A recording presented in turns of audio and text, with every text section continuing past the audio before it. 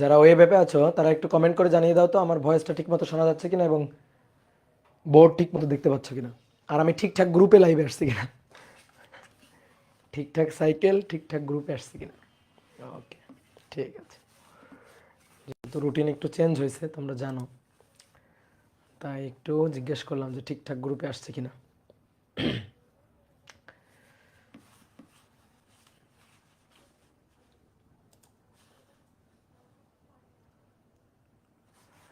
ভাই এফবিতে ক্লাস হচ্ছে না? হচ্ছে, ক্লাস হচ্ছে, এফবিতেও লাইভ হচ্ছে।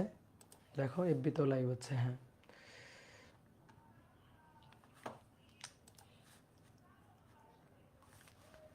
ভাই স্ক্রিন দেখা যায় না, স্ক্রিন তো দেখা যাচ্ছে। তুমি আবার একটু বের হয়ে তারপরে ঢোকো।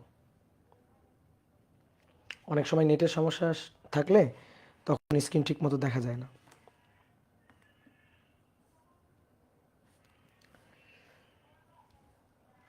ওকে,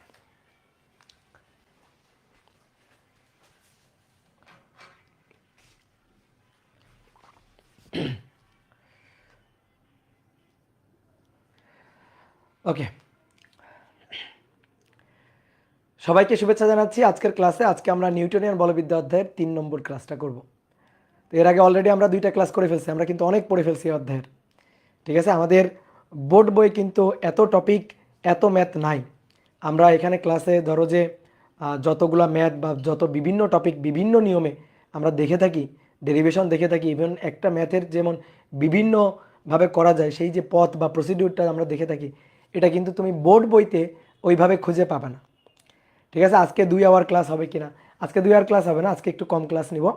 আজকে একটা ছোট্ট টপিক পড়াবো, এই টপিকটা পড়াইতে যতক্ষণ এবং ওই টপিক রিলেটেড কয়েকটা ম্যাথ প্রবলেম সলভ করব। তো আশা করি 2 ঘন্টা হবে না, কিন্তু নিউটনিয়ান বলবিদ্যা অধ্যায়ের প্রত্যেকটা ক্লাস ধরে রাখো 2 ঘন্টার কাছাকাছি সময় ধরেই কিন্তু হবে। ঠিক আছে, তাহলে এই জিনিসটা মাথায় রাখিও, কারণ নিউটনিয়ান বলবিদ্যা অধ্যায় তো বড় একটা অধ্যায় এবং তোমাদের মনে করো যে সামনে পরীক্ষা চলে আসতেছে, সো আমাদের কিন্তু একটু তাড়াতাড়ি শেষ করতে হবে। তো অনেকে যুক্ত হয়ে যাচ্ছ দেখতে পাচ্ছি, তো তাড়াতাড়ি সবাই যুক্ত হয়ে যাও, আমরাও শুরু করে দিই। সবাই খাতা কলম নিয়ে বসে পড়ো। দেখো আজকে আমরা যে টপিকটা পড়বো সেটা হচ্ছে বলের ঘাত এবং ঘাত বল। বলের ঘাত এবং ঘাত বল, এটা তোমাদের 9 10-এ পড়া একটা টপিক।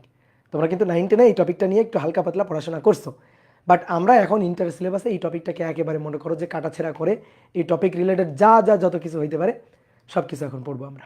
কি ক্লিয়ার? ওকে, তাহলে চলো। একজন বলছে ভাইয়া রুটিনটা আরেকবার বলেন। রুটিনটা দেখবা এই গ্রুপের, ফেসবুক গ্রুপের প্রথমে একেবারে কাভার ফটোতে দেওয়া আছে।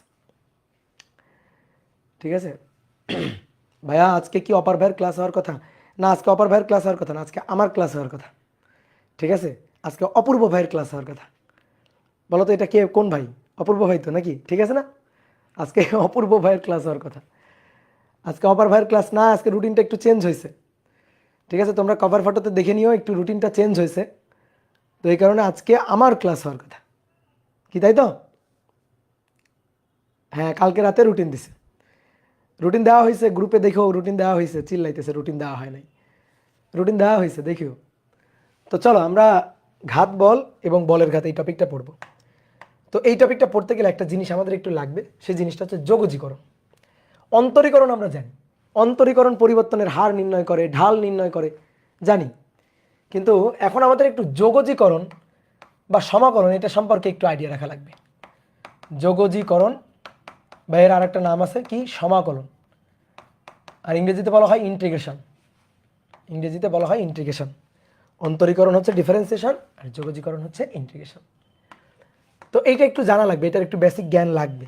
তো দেখো অনেকে হয়তো জানো, বাট অনেকে হয়তো জানো না। তোমরা তো কথা শুনো না, তোমাদের তো বলি যে একটু তোমরা সিরিয়াল বাই ক্লাসগুলো করবা। তোমরা ডিফারেন্সিয়েশন ইন্টিগ্রেশনের বেসিক ক্লাস, পাঠ প্রস্তুতি পর্বের ক্লাসটা ইউটিউব থেকে করবা এবং তারপরে তোমরা ভেক্টর পড়বা, তারপরে তোমরা নিউটনের বলবিদ্যার ক্লাস দেখবা। তুমি যদি একবারে নিউটনের বলবিদ্যার ক্লাস দেখতে যাও তাহলে কিন্তু তোমার কাছে অনেক টপিক একটু কঠিন মনে হবে। বাট তুমি যদি ক্যালকুলাসের বেসিক জানো, তুমি যদি ভেক্টর অধ্যায়ের বেসিক তুমি পড়ে আসো, ভেক্টর অধ্যায় যদি তোমার খুব ভালোভাবে পড়া থাকে, তাহলে তোমার কাছে নিউটনিয়ান বলবিদ্যা পানি পানি, তাই না? তাই তো? তাহলে এবার আসো, দেখো যোগজীকরণ বা সমাকলন। তাহলে আমি ছোট্ট করে একটু তোমাদের আইডিয়া দিই। যোগজীকরণের সাহায্যে আমরা ক্ষেত্রফল বের করতে পারি। যোগজীকরণ নামের মধ্যেই এর কাজ আছে যোগজীকরণ, যোগ করা, ইন্টিগ্রেশন করা, যোগ করা, সমষ্টি বের করা। তা আমরা যোগজীকরণের কাজ সাহায্যে এই কাজটা করি। এখন তুমি বলতে পারো ভাই যোগজীকরণের দরকার কেন? তো দেখো আমি তোমাকে একটু গ্রাফে তোমাকে একটু দেখাই যোগজীকরণ দরকার কেন। যোগজীকরণ হচ্ছে অন্তরীকরণের বিপরীত গাণিতিক প্রক্রিয়া। যোগজীকরণ এটা হচ্ছে অন্তরীকরণের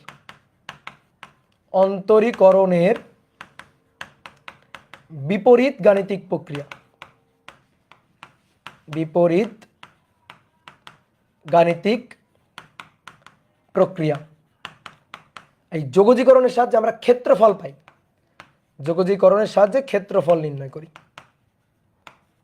ক্ষেত্রফল নির্ণয় করা যায়, গ্রাফে ক্ষেত্রফল নির্ণয় করা যায়। তাহলে দেখো, ধরো কোনো একটা ফাংশন এফ অফ এক্স একটা ফাংশন, হ্যাঁ। তো এই এফ অফ এক্সকে যদি আমি অন্তরীকরণ করি, এফ অফ এক্স একটা ফাংশন, এই ফাংশনকে যদি আমি অন্তরীকরণ করি, অন্তরীকরণ করা মানে ডিডিএক্স করা, ঠিক আছে। অন্তরীকরণ করা মানে ডিডিএক্স।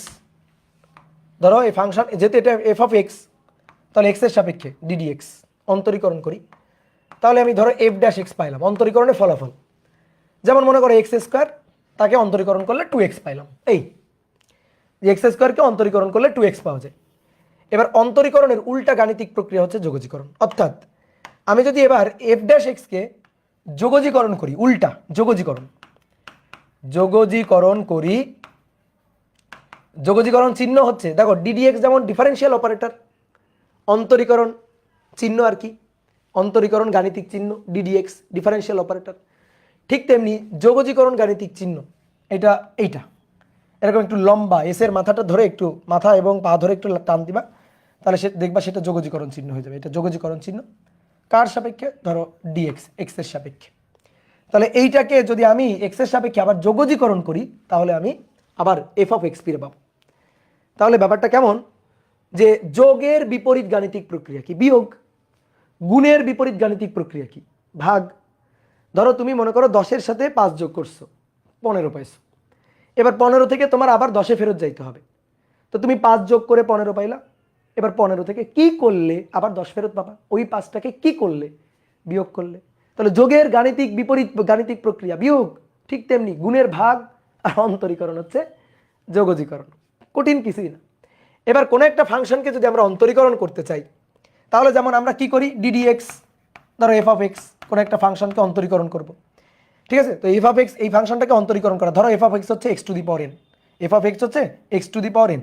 নর্মালি আমাদের ফিজিক্সে সবচেয়ে বেশি এইটাই লাগে, অনেকগুলো সূত্র আছে তার মধ্যে এইটা সবচেয়ে বেশি লাগে। তাহলে সূত্রটা কি ছিল?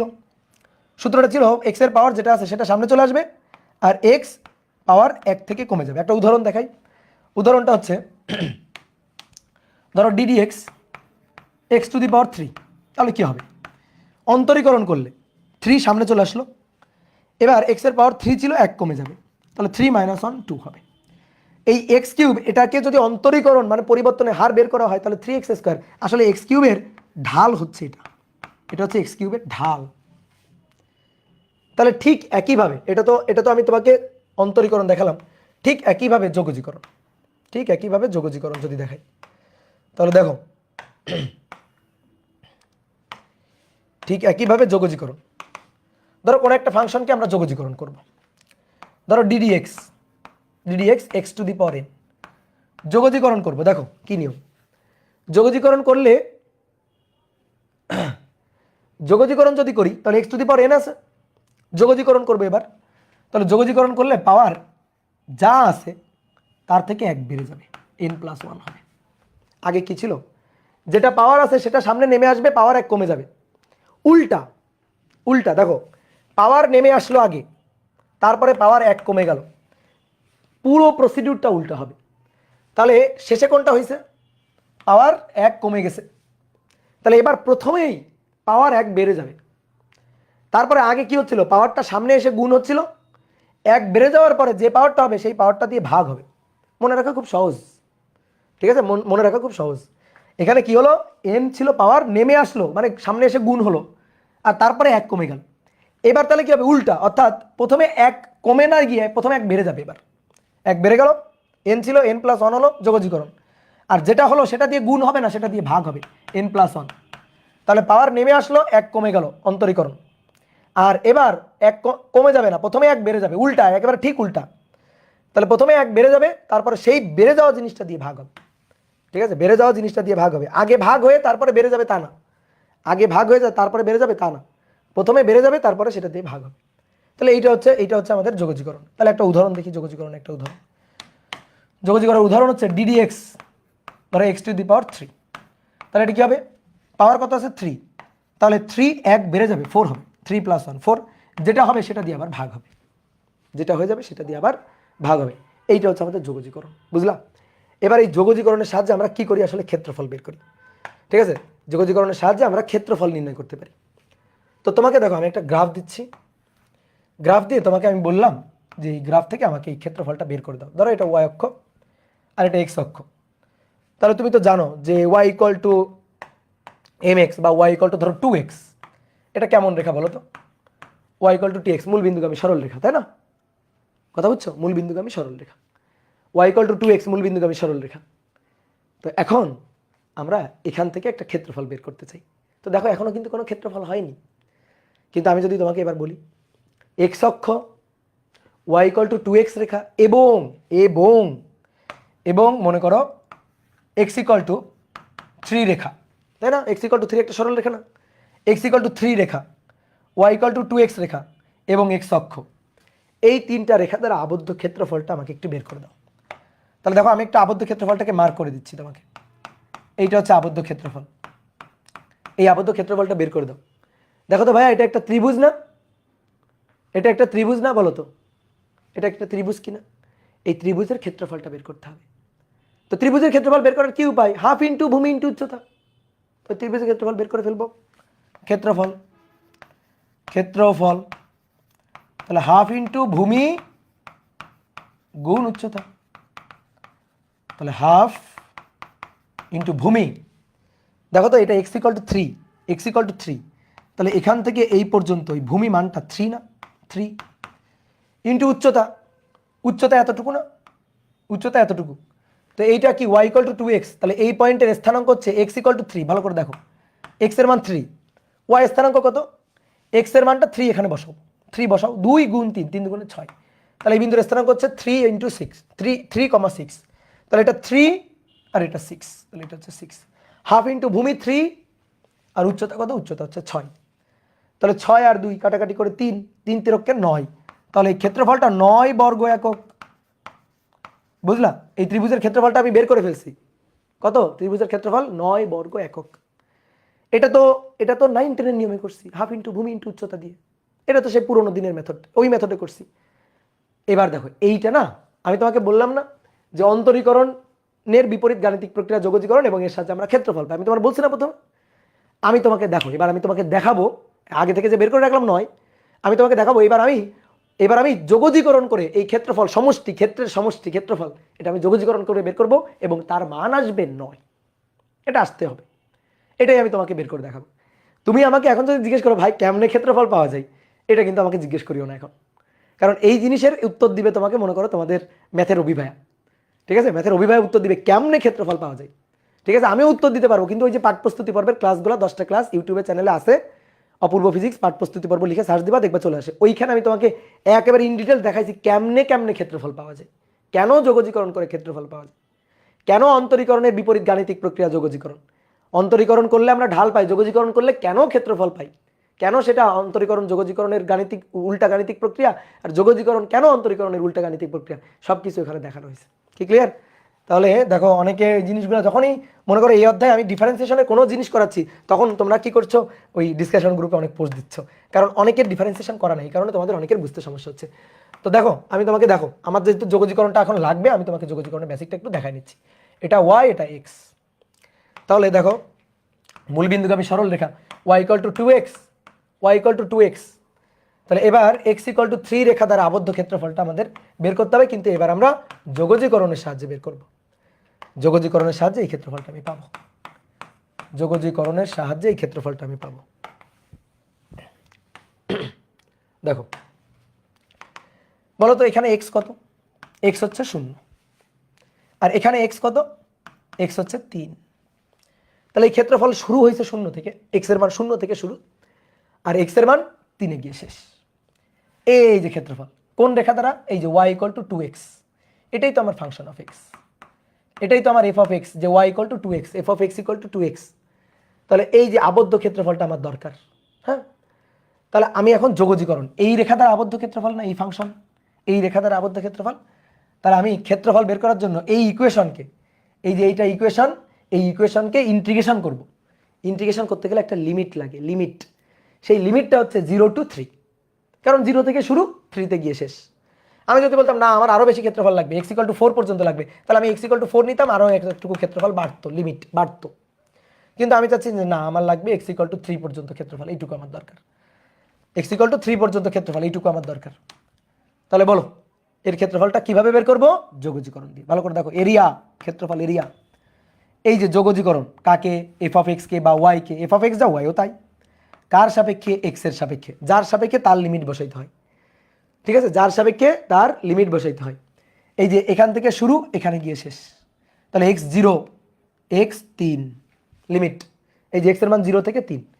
তাহলে এবার দেখো y = কত লেখা আছে? ও যে y = 2x, 2x dx 0 to 3, 0 to 3। Limit বসাইতে হয় চিহ্নের উপরে আর নিচে, লিমিট বসাইতে হয়।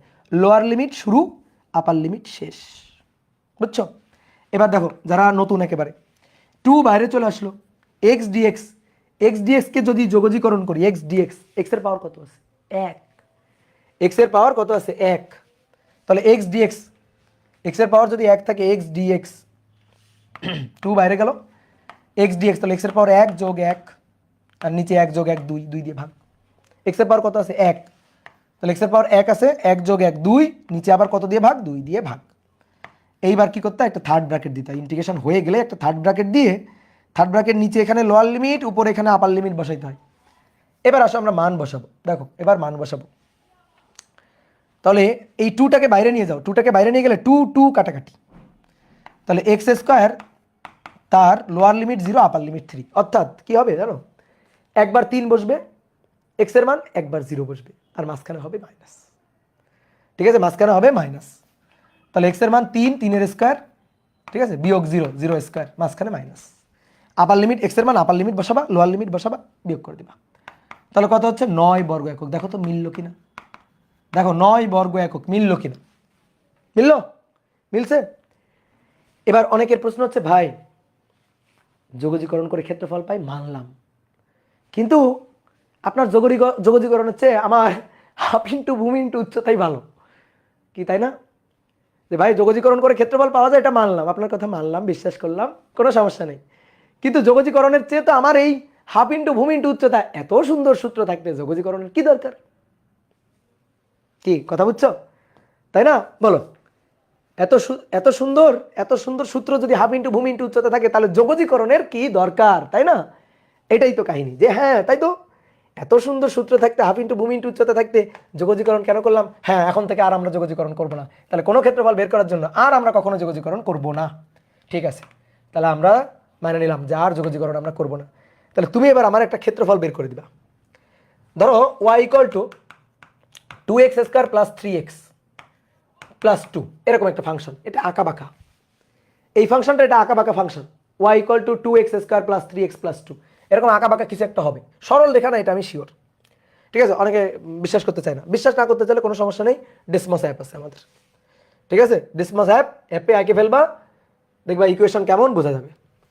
তাহলে y = দেখো, y = x এর পাওয়ার, ধরো x এর পাওয়ার 3, x এর পাওয়ার দিলাম 3, তারপরে এর সাথে আরও প্লাস 2x দিলাম, ধরো 2x স্কোয়ার দিলাম, তারপরে মাইনাস দিলাম 4, ঠিক আছে, মাইনাস দিলাম ধরো 4x, এরকম দিলাম।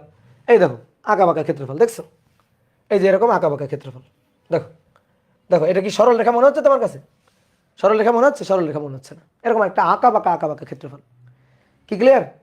তাহলে এবার মনে করো কোনো একটা, এটা ধরো একটা ফাংশন, ঠিক আছে, 2x square plus 3x plus 2, তো এরকম একটা আঁকা বাঁকা ক্ষেত্রফল ধরো, ঠিক আছে, ধরো কেমন হবে আমরা জানি না, ধরলাম এরকম একটা আঁকা বাঁকা ক্ষেত্রফল।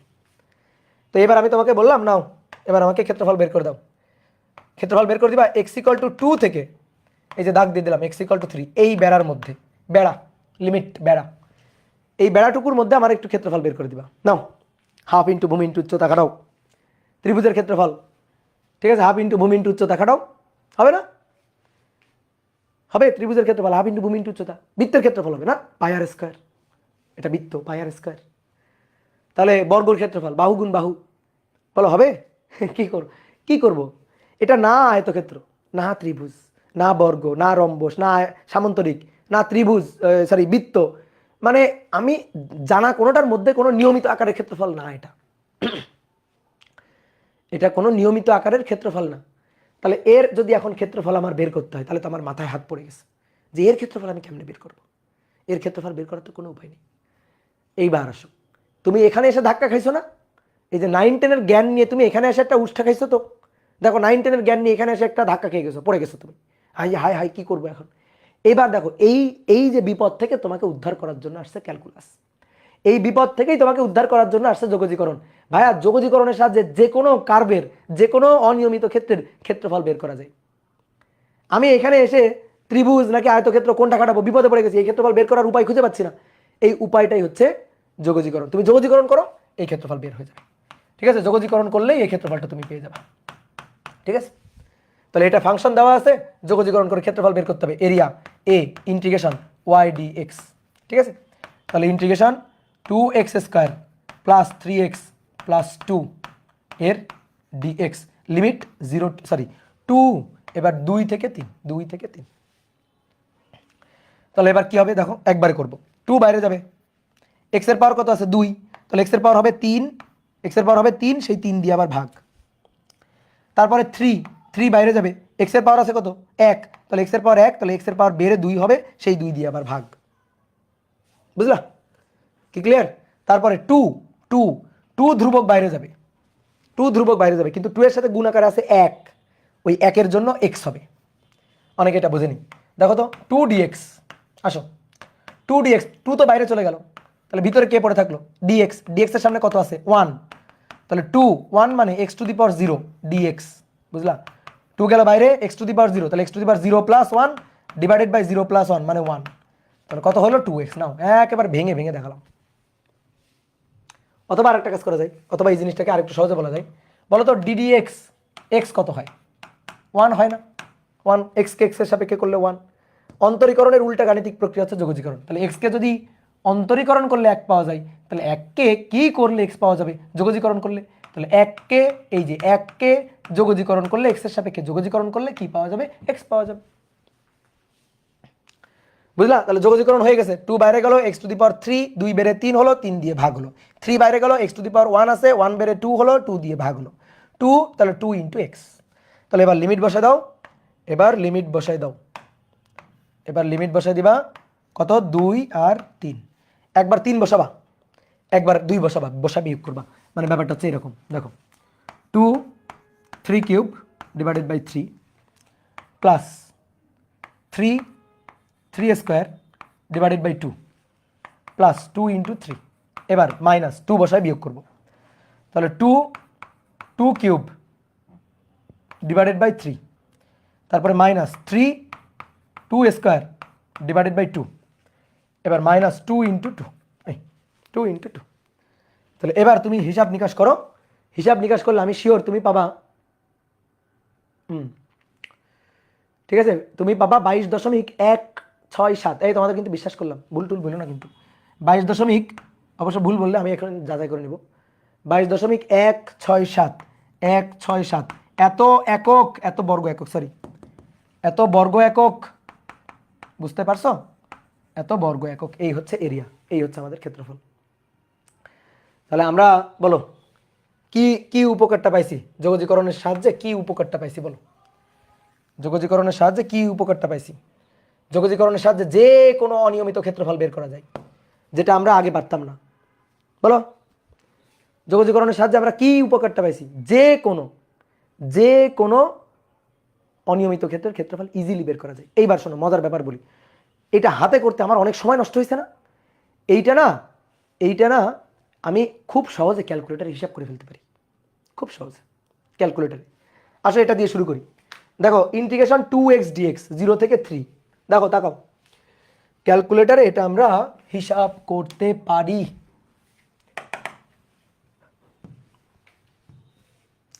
তো দেখো আমার কাছে তো এরকম একটা ক্যালকুলেটর আছে, এই দেখো ক্যালকুলেটারে এই যে যোগজীকরণ চিহ্ন থাকে, এই যে চিহ্ন, যোগজীকরণ চিহ্ন, পুরো চিহ্নটা বসাবা। তারপর আমার ছিল কি, প্রথমটা ছিল 2x, তাই না? 2x, তো x কিভাবে বসাবা? ঠিক আছে, 2x, তো x কিভাবে বসাবা? আলফা চাপ দিয়ে এই যে ফার্স্ট ব্র্যাকেটের লাস্টেরটা, দেখো আলফা চাপ দিয়ে ফার্স্ট ব্র্যাকেটের লাস্টেরটা, ওই যে আলফা যে একটু ওই যে লাল কালি দিয়ে লেখা আছে, তারপর ফার্স্ট ব্র্যাকেটের লাস্টে ওই যে উপরে কর্নার x লেখা আছে, তাহলে 2x এই যে বসাই দিলাম, 2x এই যে ব্র্যাকেট ক্লোজ করে দাও, লিমিট হচ্ছে 0, ও সরি এটা তো মানে ক্যালকুলেটার, আমি ভাবছি টাচ, তাহলে এটা 0 আর এটা হচ্ছে 3, লিমিট বসালাম 0.3 লিমিট বসালাম। এইবার জাস্ট খালি সমান চিহ্ন চাপ দিব আর উত্তর চলে আসবে 9, এই দেখো উত্তর 9 চলে আসছে, এই দেখো উত্তর 9 চলে আসছে, দেখছো? তাহলে ক্যালকুলেটর কত সহজে হয়ে গেল।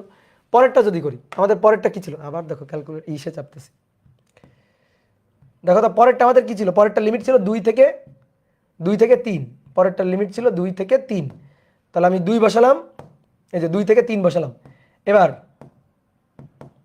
দেখো কি ছিল জানো, 2x² + 3x + 2 বসাই দিবা, 2x², এই যে স্কোয়ার, 2x² + 3x 3 আলফা দিয়ে x + 2, এই যে বসালাম, দিয়ে সমান চিহ্ন, তাহলে 133.6, দেখি কত আসে, এই যে 22.166, ঠিক আছে 22.166, এই দেখো চলে আসছে। খুবই সহজ, তুমি মোবাইলের ব্যবহার পারলে এর ব্যবহার পারবা, মোবাইলের ব্যবহার পারলে তুমি ক্যালকুলেটার ব্যবহার পারবা, ক্যালকুলেটারে একবার তুলে দিবা, এই যে ইন্টিগ্রেশন সাইন সহ তুলে দিবা, বুঝছো? তাহলে ক্যালকুলেটার কত সহজে লিমিট বসে ইন্টিগ্রেশন করে ফেলতে পারি আমরা, তাই না? কি ক্লিয়ার? তাহলে দেখো মিলে গেছে উত্তর। তাহলে আমরা ক্যালকুলেটারের সাহায্যে, দেখো ক্যালকুলেটারের সাহায্যে যোগজীকরণ ব্যবহার করে আমরা যে কোনো অনিয়মিত ক্ষেত্রের ক্ষেত্রফল বের করতে পারি, এটাই আমাদের টার্গেট। তাহলে কোনো একটা অনিয়মিত ক্ষেত্র দিল, ধরো এরকম একটা অনিয়মিত ক্ষেত্র দিল, দিয়ে বললো না এই ক্ষেত্রফলটা বের করো, কি করবা? যোগজীকরণ, ইন্টিগ্রেশন, ঠিক আছে? কথা বুঝছো? যদি নিয়মিত ক্ষেত্র হইতো তাহলে আর এটা লাগতো না, কিন্তু অনিয়মিত ক্ষেত্র, যদি আয়তক্ষেত্র হতো তার গুণ প্রস্থ খাটাই দিতাম, ঠিক আছে, দৈর্ঘ্য গুণ প্রস্থ করে দিতাম। আয়তক্ষেত্র হলে, ত্রিভুজ হলে হাফ ইন্টু ভূমি ইন্টু উচ্চতা করে দিতাম, কিন্তু অনিয়মিত ক্ষেত্র হলে কি করবো, উপায় নেই, তখন এটা করতে হবে। তা আসো এবার আমরা পড়ায় যাই। আমরা আজকে পড়বো হচ্ছে বলের ঘাত, ঘাত বল, বলের ঘাত ও ঘাত বল। শোনো, যদি কোনো বস্তুর উপর অধিক মানের বল খুব অল্প সময়ে ক্রিয়ারত হয়, তাহলে সেই বলকে বলা হয় ঘাত বল, অর্থাৎ প্রযুক্ত বলের ক্রিয়াকাল হবে খুবই ক্ষুদ্র। ঘাত বল এর বৈশিষ্ট্য হচ্ছে, ঘাত বল হচ্ছে সেই বল যার ক্রিয়াকাল খুব ক্ষুদ্র, অল্প ক্রিয়াকালে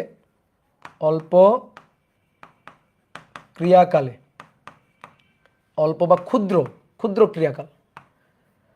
ক্রিয়াকালে বস্তুর উপর ক্রিয়ারত বল, এটাই হচ্ছে ঘাত বল। বস্তুর উপর ক্রিয়ারত বল, এটা হচ্ছে ঘাত বল। বল তো অনেক ধরনের হয়, টান বল, ধাক্কা বল, স্পর্শ বল, ঠিক আছে, তারপরে মনে করো যে ঘর্ষণ বল, হ্যাঁ এরকম বহুত ধরনের বল হয়, ঠিক আছে, সান্দ্র বল, মহাকর্ষ বল, অভিকর্ষ বল, তড়িৎ বল, চৌম্বক বল, অনেক ধরনের বল হয়। তো তার মধ্যে একটা বল হচ্ছে ঘাত বল। তো ঘাত বল কাকে বলে? ঘাত বল হচ্ছে কোনো বস্তুর উপর ধরো বল প্রযুক্ত হলো, কিন্তু বলের প্রযুক্ত হওয়ার ক্রিয়াকালটা খুব ক্ষুদ্র, তাহলে সেই বলটা হচ্ছে ঘাত বল। উদাহরণ দিলে তুমি ব্যাপারটা আরো ভালো বুঝবা। ধরো বোলার, ঠিক আছে, ক্রিকেট খেলায় বোলার ধরো বল করছে, ব্যাটসম্যান ব্যাট দিয়ে বলটাকে দুম করে আঘাত করলো, তাহলে ব্যাট আর বলের সংঘর্ষে ক্রিকেট বলের উপর ব্যাট কর্তৃক একটা ধাক্কা প্রযুক্ত হইল, তাহলে এই যে ধাক্কাকালীন যে সময়টা খুবই ক্ষুদ্র না? ধরো 0.002 সেকেন্ড বা 0.01 সেকেন্ড, এরকম একটা সময়। এই সময়ে ক্রিকেট বলের উপর ব্যাট কর্তৃক যে গড় বলটা প্রযুক্ত হলো, সেটাই হচ্ছে ঘাত বল। দেখো খুবই অল্প সময়ে ব্যাট কর্তৃক বলের উপর, ক্রিকেট বলের উপর বল প্রযুক্ত হয়েছে, তাহলে এটা হচ্ছে একটা ঘাত বল। তারপরে এই যে র্যাকেট খেলায়, ব্যাডমিন্টন খেলায়, যে যে ব্যাডমিন্টন খেলার যে এটাকে কি বলে ভুলে গেলাম, ওটাকে যখন আমরা ব্যাডমিন্টন যখন র্যাকেট দিয়ে আমরা যখন এটাকে আঘাত করি, তখন এর উপর যে বলটা প্রযুক্ত হয় সেটাও একটা ঘাত বল। কি কথা বোঝা গেছে? তারপরে মনে করো রাস্তা দিয়ে একটা ট্রাক যাচ্ছে, হঠাৎ করে ট্রাকটা নিয়ন্ত্রণ হারিয়ে মনে করো যে রাস্তার পাশের একটা গাছের সাথে বা রাস্তার পাশের একটা দেওয়ালের সাথে দুম করে গিয়ে ধাক্কা লাগলো। তাহলে এই যে দুম করে গিয়ে যখন ধাক্কাটা লাগলো, এই ধাক্কাকালীন সময়ে এই ট্রাকটা গিয়ে দেওয়ালের উপর যে বলটা প্রযুক্ত করতেছে সেই বলটা হচ্ছে একটা ঘাত বল। আমি ভূমির একটা সার্টেন উচ্চতা থেকে, ধরো 10তলা বিল্ডিংয়ের উপর থেকে বা 8তলা বিল্ডিংয়ের উপর থেকে একটা বস্তুকে ফেলে দিলাম, মাটিতে গিয়ে যখন পড়লো, তখন মাটিতে গিয়ে যখন পড়ছে তখন এরকম দুম করে মাটিতে গিয়ে আঘাত করছে। তাহলে আঘাতকালীন সময় যে বলটা প্রযুক্ত হয়েছে সেটা হচ্ছে ঘাত বল। তাহলে আমি যতগুলো উদাহরণ দিলাম, তুমি দেখতে পাচ্ছ এই উদাহরণগুলোর সাথে সংঘর্ষ বা ধাক্কার একটা সম্পর্ক আছে। সংঘর্ষ বা ধাক্কা এর একটা সম্পর্ক আছে, তুমি বুঝতে পারতেছো?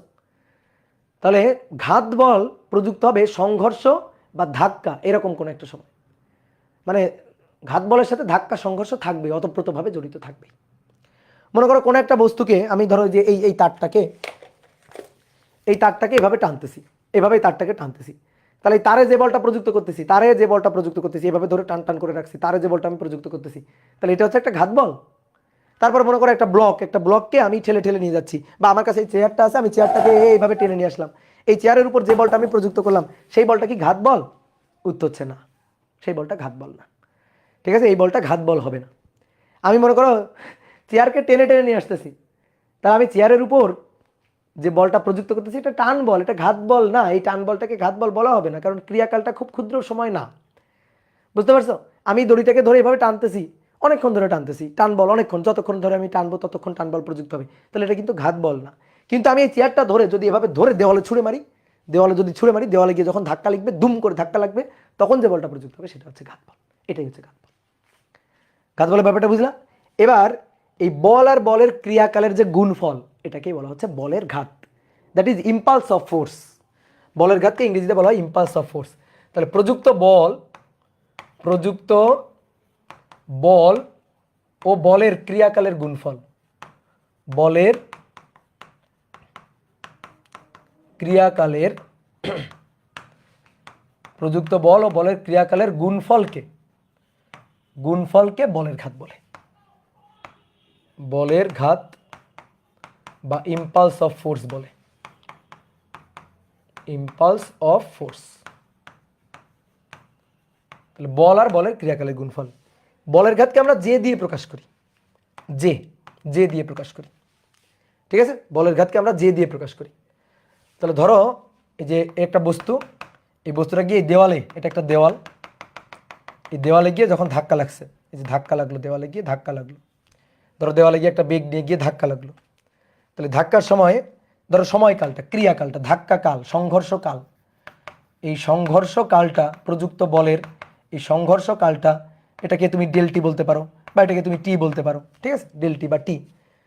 আর এই সময়ে যে বলটা প্রযুক্ত হলো, দেওয়াল কর্তৃক বলের উপর যে বলটা প্রযুক্ত হবে বা বল কর্তৃক দেওয়ালের উপর যে বলটা প্রযুক্ত হবে, মানে ক্রিয়া প্রতিক্রিয়া, ধাক্কাকালীন ক্রিয়া প্রতিক্রিয়া আর কি। তাহলে যে বলটা প্রযুক্ত হবে, যে গড় বলটা এখানে প্রযুক্ত হবে, সেই বল আর বলের ক্রিয়াকালের গুণফলকে বলা হচ্ছে ঘাত বল, বলের ঘাত। তাহলে এফ ইন্টু কি ডেল টি, বা জে ইকুয়াল টু কি এফ ইন্টু টি। ঠিক আছে, তাহলে এফ হচ্ছে বল আর টি হচ্ছে বলের ক্রিয়াকাল। কি বুঝতে পারছো? ক্লিয়ার? এবার বলো বলের ঘাত এটা কি রাশি? বলের ঘাত এটা কি রাশি? এটা অবশ্যই ভেক্টর রাশি, এটা ভেক্টর রাশি। কিভাবে একটা ভেক্টর রাশি? যে এটা সমান সমান এফ ইন্টু টি, তাই না? টি তো স্কেলার, কিন্তু বল কি রাশি? ভেক্টর। তাহলে একটা স্কেলারের সাথে একটা ভেক্টর গুণ হলে, তোমাকে আমি শিখাইছিলাম একটা স্কেলারের সাথে একটা ভেক্টর গুণ হলে কি হয়? একটা স্কেলার রাশির সাথে একটা ভেক্টর রাশি গুণ হলে ফলাফলটা যেটা হয় সেটা কি হয়? ভেক্টর, তাই না? শিখেছিলাম না ভেক্টর অধ্যায়, যে ভেক্টর রাশির গুণন হয় 3 ধরনের। স্কেলারের সাথে ভেক্টরের গুণন, ভেক্টরের সাথে ভেক্টরের ডট গুণন, ভেক্টরের সাথে ভেক্টরের ক্রস গুণন। তো এটা তো ভেক্টরের সাথে স্কেলারের গুণন। তাহলে স্কেলার রাশির সাথে ভেক্টর রাশি গুণ হবে, কি ফলাফলটা কি হবে? ফলাফলটা হবে হচ্ছে ভেক্টর। কি ক্লিয়ার? মনে করো কোনো একটা বস্তুর উপর বল প্রযুক্ত হলো, বস্তুর উপর ক্রিয়ারত বল, বস্তুর উপর ক্রিয়ারত একটা বল এফ, এটা ইকুয়াল টু মনে করো ভেক্টর ফরম্যাটে 3i - 4j এত নিউটন, এই বলটা প্রযুক্ত হলো। বলের ক্রিয়াকাল, বলের ক্রিয়াকাল, এই ক্রিয়াকালটা টি মনে করো 0.1 সেকেন্ড, 0.1 সেকেন্ড। তাহলে বলের ঘাত কত? বলের ঘাতের মান কত? বলো, বলের ঘাত ও এর মান কত বের করা যাবে না? বলের ঘাত কত এবং বলের ঘাতের মান কত? তাহলে বলের ঘাত জে, বলের ঘাত জে, তাহলে J equal to F F T. ঠিক আছে, J equal to F T. তো এফ কত? 3i মাইনাস 4j নিউটন, এত নিউটন, তার সাথে টি গুণ, তো টি হচ্ছে ক্রিয়াকাল 0.1 সেকেন্ড। তাহলে এবার এর সাথে যদি এটা গুণ হয় তাহলে 0.3i মাইনাস 0.4j, এত। ঠিক আছে, এত। একক কি হবে? এটার একক কি হবে বলো? Newton second, Newton second, NS. বলের বলের একক কি? নিউটন, আর সময়ের একক সেকেন্ড, তাহলে নিউটন সেকেন্ড। কি ক্লিয়ার? তাহলে এবার এখান থেকে হিসাব করবা, মান হিসাব করবা কিভাবে? মান, বলের ঘাতের মান J equal to root over এই যে এই ভেক্টরটার মান, তাহলে 0.3 স্কয়ার 0.4 স্কয়ার, এটা আমরা জানি পিথাগোরাস 0.3 স্কয়ার 0.4 স্কয়ার, তাহলে হিসাব করলে তো 0.5ই হবে, তাহলে 0.5 নিউটন সেকেন্ড। এটা হচ্ছে বলের ঘাতের মান। ঠিক আছে, ইম্পালস অফ ফোর্সের মান, দ্য ম্যাগনিটিউড অফ ইম্পালস। ঠিক আছে, এই যে 0.5 এটা দ্য ম্যাগনিটিউড অফ ইম্পালস, অর্থাৎ বলের ঘাতের মান, ইম্পালসের মান। ঠিক ক্লিয়ার? আর ঘাত বল কি রাশি? ঘাত বল তো ভেক্টর রাশি, এটা তো ভেক্টর, এটা তো বলার অপেক্ষা রাখে না। ঘাত বল, সে ঘাত কি বল, তার পদবী কি বল, তাই না? পদবী কি বল, এ বল কিন্তু একটা পদবী, জানো? ঠিক আছে, আমাদের সাথে আমার একটা ফ্রেন্ড ছিল, ঠিক আছে, ও ফ্রেন্ড ছিল আমার সাথে, কলেজ স্কুলে পড়তো, কলেজেও পড়তো, ওর নাম ছিল অভিজিৎ বল। ঠিক আছে, বল এটা কিন্তু একটা পদবী। ঠিক আছে, তাহলে ঘাত বল, সেটা তো ঘাত কি বল, ফোর্স, ফোর্সের একক কি হবে? নিউটন, আর এটা তো অবশ্যই ভেক্টর রাশি। তাহলে বলের ঘাতও কিন্তু ভেক্টর, ঘাত বলও কিন্তু ভেক্টর, মাথায় রাখিও। কথা বুঝছো? ওকে, নেক্সট আসো। তাহলে এবার দেখো, আমরা তো একটু আগে দেখলাম যে বলের ঘাত আমরা কিভাবে হিসাব নিকাশ করি। এবার বলা হচ্ছে কি, বলের ঘাতই ভরবেগের পরিবর্তন। বলের ঘাত এটাই না ভরবেগের পরিবর্তন। ঠিক আছে, বলের, আচ্ছা এটা আমরা একটু পরে পরে দেখছি, তার আগে আরেকটা জিনিস দেখো। তুমি তো দেখলা যে বলের ঘাত, এটা আমরা হিসাব করলাম যে বলের ঘাত জে, জে ইকুয়াল টু তো F into del t by F into t. এবার শোনো, এই বলের ঘাত দুই ধরনের ক্ষেত্রে হয়, দুই ধরনের ক্ষেত্রে বলের ঘাত হিসাব করতে হয়। ঠিক আছে, একটা হচ্ছে ধ্রুব বলের জন্য,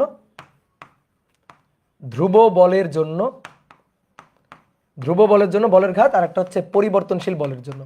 দেখো তুমি এখন বলতে পারবে, এখন যে হিসাব নিকাশ করবো না, দেখো তুমি নিজে নিজে বলবা, কথা বলতে পারবা। পরিবর্তনশীল বলের জন্য, পরিবর্তনশীল বলের জন্য দেখো, বল দুই ধরনের হয়, ধ্রুব বল আর পরিবর্তনশীল বল। অর্থাৎ বলের মান সময়ের উপর যদি নির্ভর করে তাহলে সেটাকে বলা হয় ধ্রুব বল, সময়ের উপর নির্ভর করে করে চেঞ্জ হয় তাহলে সেটা হচ্ছে ধ্রুব বল। কিন্তু বলের মান সময়ের উপর যদি নির্ভর না করে, ফিক্সড থাকে, কনস্ট্যান্ট থাকে, সব সময় একই থাকে, তাহলে সেটাকে বলা হয় হচ্ছে ধ্রুব বল। আর যদি চেঞ্জ হয়, সময়ের উপর ভিত্তি করে চেঞ্জ হয়, তাহলে সেটাকে বলা হয় পরিবর্তনশীল বল। দেখো আমি তোমাকে একটা উদাহরণ দিই, তাহলে বুঝে যাবা। মনে করো কোনো একটা বস্তু, ধরো এই একটা বস্তু, এই বস্তুর উপর একটা বল প্রযুক্ত হলো, প্রযুক্ত সেই বলের মানটা হচ্ছে F equal to 2 Newton, 2 Newton.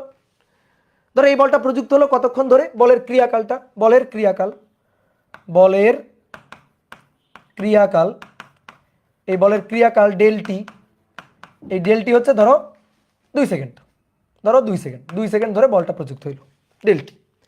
তাহলে 2 নিউটন বল 2 সেকেন্ড ধরে প্রযুক্ত হয়েছে। এই বলের মানটা কি চেঞ্জ হচ্ছে? ফিক্সড, 2 সেকেন্ড ধরে ফিক্সড। অর্থাৎ ধরো 0 থেকে শুরু, টি ইকুয়াল টু 0 তে শুরু, তো টি ইকুয়াল টু 1 সেকেন্ড, মানে টি ইকুয়াল টু 0.1 সেকেন্ড পর, 0.1 সেকেন্ড পর বলের মান 2 নিউটন, 0.2 সেকেন্ড পর বলের মান 2 নিউটন, 0.5 সেকেন্ড পর বলের মান 2 নিউটন, 1 সেকেন্ড পর 2 নিউটন, 2 সেকেন্ড ধরে বলের মান 2 নিউটন। অর্থাৎ বল যতক্ষণ ক্রিয়াশীল, বলের মানটা চেঞ্জ হয়নি, ফিক্সড আছে, দ্যাট ইজ ধ্রুব বল, কনস্ট্যান্ট ফোর্স। ঠিক আছে, কিন্তু বলটা যদি পরিবর্তনশীল হয় কিভাবে হবে? ধরো একটা বস্তু, এই বস্তুর উপর বল প্রযুক্ত হলো, যে বলটা সময়ের ফাংশন, যে বলটা সময়ের ফাংশন, ধরো এফ ইকুয়াল টু আমি বললাম 2t নিউটন, 2t নিউটন। এইবার ধরো এবার যদি বল প্রযুক্ত হয় 2 সেকেন্ড ধরে, তাহলে সবসময় বলের মান কিন্তু 2t, মানে 2 একটা ফিক্সড মান না। কেন? ধরো যদি আমি বলি যখন সময় 1 সেকেন্ড, ধরো ক্রিয়াকাল 2 সেকেন্ড, তো যখন সময় 1 সেকেন্ড তখন বলের মান 2 নিউটন, কারণ টি এর মান 1 বসালে বলের মান 2। এবার যদি আমি বলি ক্রিয়াকাল হচ্ছে 2 সেকেন্ড, যখন 2 সেকেন্ড তখন বল কত? তাহলে টি এর মান 2 বসাবা, 2 দুগুণে 4, তাহলে তখন বলের মান হচ্ছে 4 নিউটন। এভাবে বলের মান আমি সময়ের উপর ভিত্তি করে দেখতে পাচ্ছি যে বিভিন্ন সময় বিভিন্ন রকম। তাহলে এই বলটাকে বলা হচ্ছে পরিবর্তনশীল বল। ধরো 10 সেকেন্ড ধরে বল প্রযুক্ত হয়েছে, প্রথম 1 সেকেন্ডে বলের মান 2 নিউটন, পরবর্তী 1 সেকেন্ডে মানে 2 সেকেন্ড যখন তখন 4 নিউটন, 3 সেকেন্ড যখন তখন 6 নিউটন, 4 সেকেন্ড যখন 8 নিউটন, 10 সেকেন্ড 5 সেকেন্ড যখন 10 নিউটন, এভাবে চেঞ্জ হচ্ছে। তাহলে এটা হচ্ছে পরিবর্তনশীল বল। এইবার আসো, ওইটা বাদ দাও, এইটার জন্য আসো, আমরা বলের ঘাত বের করব। তো বলের ঘাতের সূত্র কি? বলের ঘাতের সূত্র হচ্ছে জে ইকুয়াল টু, দেখো ভালো করে খেয়াল করবা, J equal to F into T by F into del T, তাই তো? এটাই তো। আচ্ছা আমি যদি গ্রাফ থেকে হিসাব করি, গ্রাফ থেকে আমরা একটু গ্রাফ থেকে হিসাব করতে চাই, বলের ঘাতটা গ্রাফ থেকে হিসাব করতে চাই। ওকে, তাহলে এটা হচ্ছে সময় টি, আর এখানে নিব বল এফ, তাই তো? তাহলে প্রযুক্ত বলের মান তো ফিক্সড মান, তাহলে একটা ফিক্সড মান, ফিক্সড একটা মান, ঠিক আছে? দেখো বলের মান ফিক্সড, বুঝছো না বুঝো নাই? বলো, এটা হচ্ছে বলের মান ফিক্সড হয়েছে না? বলের মান ফিক্সড না, সময় সময় যাচ্ছে, দেখো বলের মান আস্তে আস্তে আস্তে আস্তে চেঞ্জ হচ্ছে, কমতেছে বলের মান। তাহলে এটা ধ্রুব বল না ভাই, তাহলে এটা হচ্ছে ধ্রুব বল। দেখো এইটা হচ্ছে ধ্রুব বল, কই যায় না কেন? এটা ধ্রুব বল, ঠিক আছে? দেখো ধ্রুব বল না, না এটাও ধ্রুব বল না, কারণ কি বলের মানটা বাড়ছে, তাহলে এটা ধ্রুব বল না। আচ্ছা তাহলে ধ্রুব বল ফিক্সড মান, এই যে ফিক্সড, একটা ফিক্সড মান, দেখো এই যে এফ এর মানটা ফিক্সড, ধরো এটা 10 নিউটন বা এটা 2 নিউটন, কিছু একটা মান। তাহলে এই যে ধ্রুব বল, তাহলে এক্স অক্ষের সমান্তরাল রেখা থাকবে, ঠিক আছে? এক্স অক্ষের সমান্তরাল রেখা থাকবে। এবার আমি তোমাকে বললাম ক্রিয়াকাল হচ্ছে আমার, ধরো ক্রিয়াকাল ধরো যে মনে করো যে 2 সেকেন্ড থেকে 4 সেকেন্ড ক্রিয়াকাল, তাহলে এই যে ক্রিয়াকাল এটা টি ইনিশিয়াল, টি ইনিশিয়াল বল প্রয়োগ শুরু হয়েছে আর বল প্রয়োগ শেষ হয়েছে এখানে, এটা হচ্ছে টি ফাইনাল। তাহলে বলের ক্রিয়াকাল এইটুকু। তো এইবার যদি আমি তোমাকে বলি, নাও এখান থেকে বলের ঘাতটা বের করো, এখান থেকে বলের ঘাতটা বের করো, তুমি পারবা না বলো তো? বলো বলের ঘাতটা বের করো, পারবা না? কি করতে হবে? বলের মান নিতে হবে, এফ নিতে হবে, আর এইটুকু হচ্ছে দেখো বলের ক্রিয়াকাল, দেখো টি ফাইনাল থেকে টি ইনিশিয়াল বাদ দিলেই তো ডেল টি পাওয়া যাবে, ডেল টি। তাহলে এফ এর সাথে ডেল টি গুণ দিবা শেষ, এফ এর সাথে ডেল টি গুণ দিবা শেষ। এবার ভাই আমাকে বলো তো, এফ এর সাথে তো ডেল টি গুণ দিব, গ্রাফে আমি কি পাবো এফ এর সাথে ডেল টি গুণ দিলে? বলো গ্রাফে কি পাবো? বলো, গ্রাফে ক্ষেত্রফল পাবো, দেখো আয়তক্ষেত্র, আয়তক্ষেত্র ডেল টি দৈর্ঘ্য এফ, তাহলে প্রস্থ এই যে এইটুকু এফ, তাহলে এফ এর সাথে ডেল টি গুণ দিলে দৈর্ঘ্য গুণ প্রস্থ, এই আয়তক্ষেত্রের ক্ষেত্রফল পাবো, আয়তক্ষেত্রের ক্ষেত্রফল পাবো, ঠিক আছে? কি বুঝছো বলো, লাবিব বুঝছো? তাহলে আয়তক্ষেত্রের ক্ষেত্রফলটা পাবো। তাহলে বলের ঘাত হবে এই গ্রাফে আয়তক্ষেত্রের ক্ষেত্রফলটা, এরিয়াটা। তাহলে দেখো তো এবার আমরা একটা কথা বলতে পারি, দেখো তুমি মানো কিনা, যে আমি যদি ওয়াই অক্ষে বল নিই, এক্স অক্ষে যদি সময় নিই, এক্স অক্ষে সময়, ওয়াই অক্ষে যদি বল নিই, ঠিক আছে? ওয়াই অক্ষে যদি বল নিই, তাহলে আমি গ্রাফে যে ক্ষেত্রফলটা পাবো সেই ক্ষেত্রফলটা হচ্ছে বলের ঘাত, ঠিক আছে? সেই ক্ষেত্রফলটা হচ্ছে বলের ঘাত। কি কথা বুঝছো? তাহলে এইখানে এই যে ক্ষেত্রফলটা হবে, এই ক্ষেত্রফলটা বলের ঘাত, যদি আমি এক্স অক্ষে সময় নিই আর ওয়াই অক্ষে বল নিই। তাহলে কমপ্লিট, বুঝলা কথাটা? আত্মায় গেঁথে রাখো, এক্স অক্ষের সময়, ওয়াই অক্ষে বল নিলে বলের রেখা দ্বারা যে ক্ষেত্রফলটা তৈরি হবে সেই ক্ষেত্রফলটা বলের ঘাত। ওকে, তাহলে এবার আসো, এইবার আমাদের বলছে বস্তুর উপর এবার যে বলটা প্রযুক্ত হয়েছে সেটা না পরিবর্তনশীল বল, মানে চেঞ্জ হচ্ছে, সময়ের সাথে চেঞ্জ হচ্ছে। তো দেখি তো একটু গ্রাফে দেখি তো, এটা টি, এটা এফ, চেঞ্জ হচ্ছে, F equal to 2t Newton. তাহলে দেখো এফ কেমনভাবে চেঞ্জ হচ্ছে, যখন যখন টি 0 তখন এফ 0, যখন টি এর মান 1 তখন এফ এর মান 2, যখন টি এর মান 2 তখন এফ এর মান 4, যখন টি এর মান 3 তখন এফ এর মান 6, এই যে এরকম এইভাবে যাচ্ছে, চেঞ্জ হচ্ছে। তার মানে মূল বিন্দুগামী সরল রেখা, এরকম একটা মূল বিন্দুগামী সরল রেখা, তাই তো? এই যে এফ ইকাল টু 2t। এখন আমি তোমাকে বললাম যে আচ্ছা আমার লাগবে এইখান থেকে এই পর্যন্ত, এইটা আমার বল প্রয়োগ শুরু হয়েছে টি ইনিশিয়াল, এখানে আমার বল প্রয়োগ থেমে গেছে টি ফাইনাল, এবার আমার বলের ঘাত লাগবে, এবার আমার বলের ঘাত লাগবে, বুঝলা? এবার বলের ঘাত লাগবে। তাহলে এইবার তুমি আমাকে বলো, এইবার বলের ঘাত বের করার জন্য কি করবা? এবার বলের ঘাত তুমি যদি বের করতে চাও কি করবা? এখানে তো মনে করো F equal two 2t Newton দিছি, তাও তুমি গ্রাফে ক্ষেত্রফলটা বের করতে পারবা, কোনো সমস্যা নেই। কিন্তু যদি এরকম দিতাম, ধরো এটা হচ্ছে এফ, এটা হচ্ছে টি, মনে করো এবার আমি তোমাকে বললাম যে প্রযুক্ত বলটা এরকম আঁকা বাঁকা কিছু একটা, এটা হচ্ছে বলের function F equal to something T, F T equation, বলের ইকুয়েশন। তাহলে এবার আমি তোমাকে বললাম না আমার এই লিমিটের মধ্যে আমাকে বের করে দাও টি ইনিশিয়াল, টি ফাইনাল, টি ফাইনাল। তাহলে বলের মানের জন্য আমাকে এবার একটু বলের ঘাত বের করে দাও। তাহলে দেখো বলের মান বাড়ছে, বল প্রয়োগ শুরু করছি এখানে, বল প্রয়োগ শেষ করছি এখানে, বলের মান বাড়ছে আস্তে আস্তে আস্তে আস্তে বাড়ছে, ধ্রুবক নেই।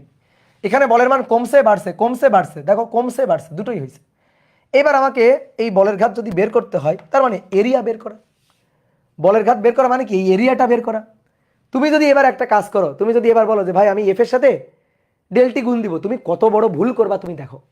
ধরো এই পয়েন্টে এফ হচ্ছে এইটুকু, এইটুকু হচ্ছে এফ, এই যে এইটুকু হচ্ছে এফ, এফ এর সাথে ডেলটি গুণ দিবা, এইটুকু হচ্ছে ডেলটি, এটা হচ্ছে ডেলটি, তুমি এফ এর সাথে ডেলটি গুণ দিবা।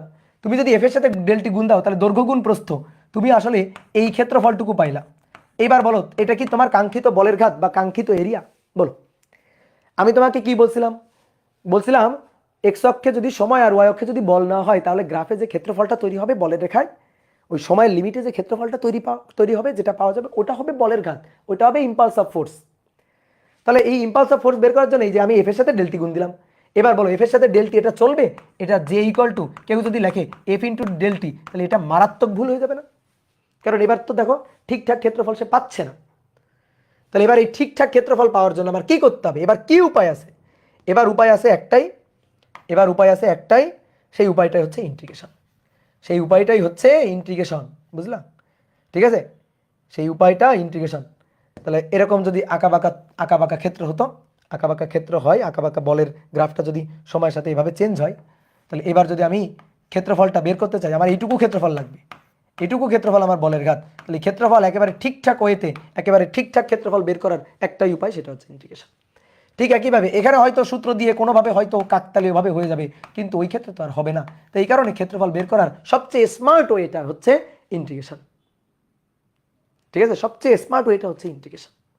তাহলে এই ক্ষেত্রফল বের করার জন্য, আলটিমেটলি ক্ষেত্রফলটাই বলের ঘাত যে, এই ক্ষেত্রফলটাই তো বলের ঘাত যে, ইম্পালস অফ ফোর্স। তাহলে যে বের করার জন্য একটাই উপায় আমার হাতে আছে, সেই উপায়টার নাম হচ্ছে ইন্টিগ্রেশন।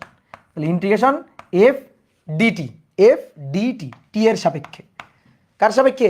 এক্স এর সাপেক্ষে না টি এর সাপেক্ষে? দেখো তো এক্স অক্ষে তুমি কি নিছো, টি নিছো, তাহলে টি এর সাপেক্ষে। তাহলে এফ ডিটি, নিচে লিমিট টি ইনিশিয়াল থেকে লিমিট টি ফাইনাল, টি ইনিশিয়াল থেকে টি ফাইনাল। এক্স এর সাপেক্ষে না, কিন্তু এফ ডিএক্স লেখা যাবে না, কিন্তু এক্স এর সাপেক্ষে না, টি এর সাপেক্ষে। বুঝতে পারছো? তাহলে একটাই উপায় আছে, সেই উপায়টাই নামই হচ্ছে ইন্টিগ্রেশন। ঠিক আছে, এখানে হয়তো এই সূত্র দিয়ে হয়ে গেছে, বাট ওইখানে তো ভাই হবে না। ঠিক আছে,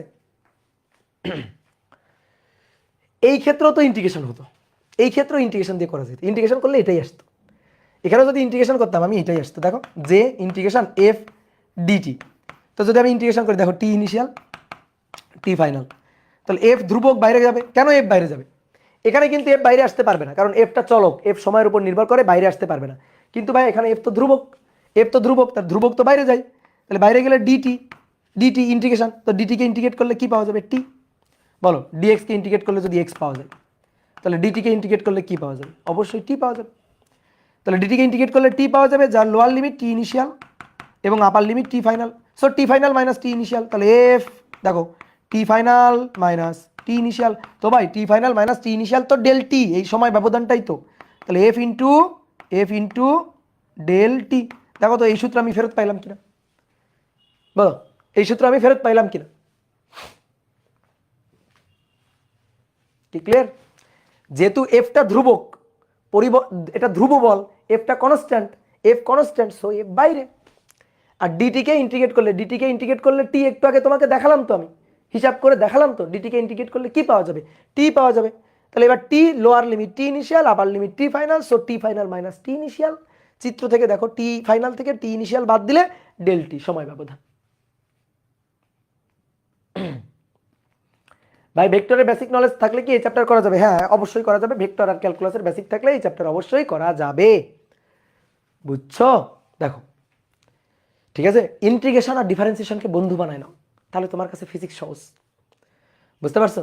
ইন্টিগ্রেশন এবং ডিফারেন্সিয়েশনের জন্মই হচ্ছে ফিজিক্সের বিভিন্ন ডেরিভেশন করার জন্য, না হলে এই জিনিসের জন্মই হইতো না। বুঝতে পারছো? না হলে এই জিনিসের জন্মই হইতো না। ম্যাথের জন্মই হচ্ছে ফিজিক্সের হিসাব নিকাশ করার জন্য, এই ছাড়া ওর কোনো কাজ আছে? এই ছাড়া ওর কোনো কাজ নেই। বুঝলা? তোমরা যে মারামারি করো রয়্যাল সাবজেক্ট, নোবেল সাবজেক্ট নিয়ে মারামারি করো, বুঝছো? আলোর পথে আসো, হ্যাঁ, ঠিকঠাক পথে আসো।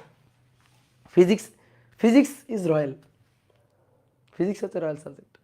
এই ম্যাথের ডিফারেন্সিয়েশন ইন্টিগ্রেশন, প্রত্যেকটা ফিজিক্সের প্রত্যেকটা চ্যাপ্টারে প্রত্যেকটা ক্লাসে ডিফারেন্সিয়েশন ইন্টিগ্রেশন।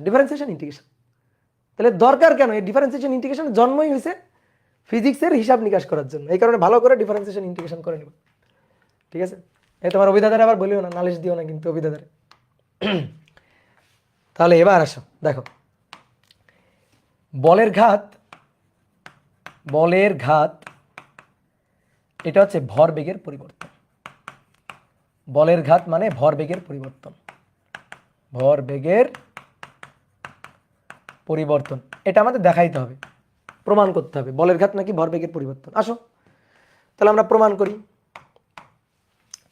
তো বলের ঘাত একটু আগে তো বের করলাম, তাই না? J equal to F into del t.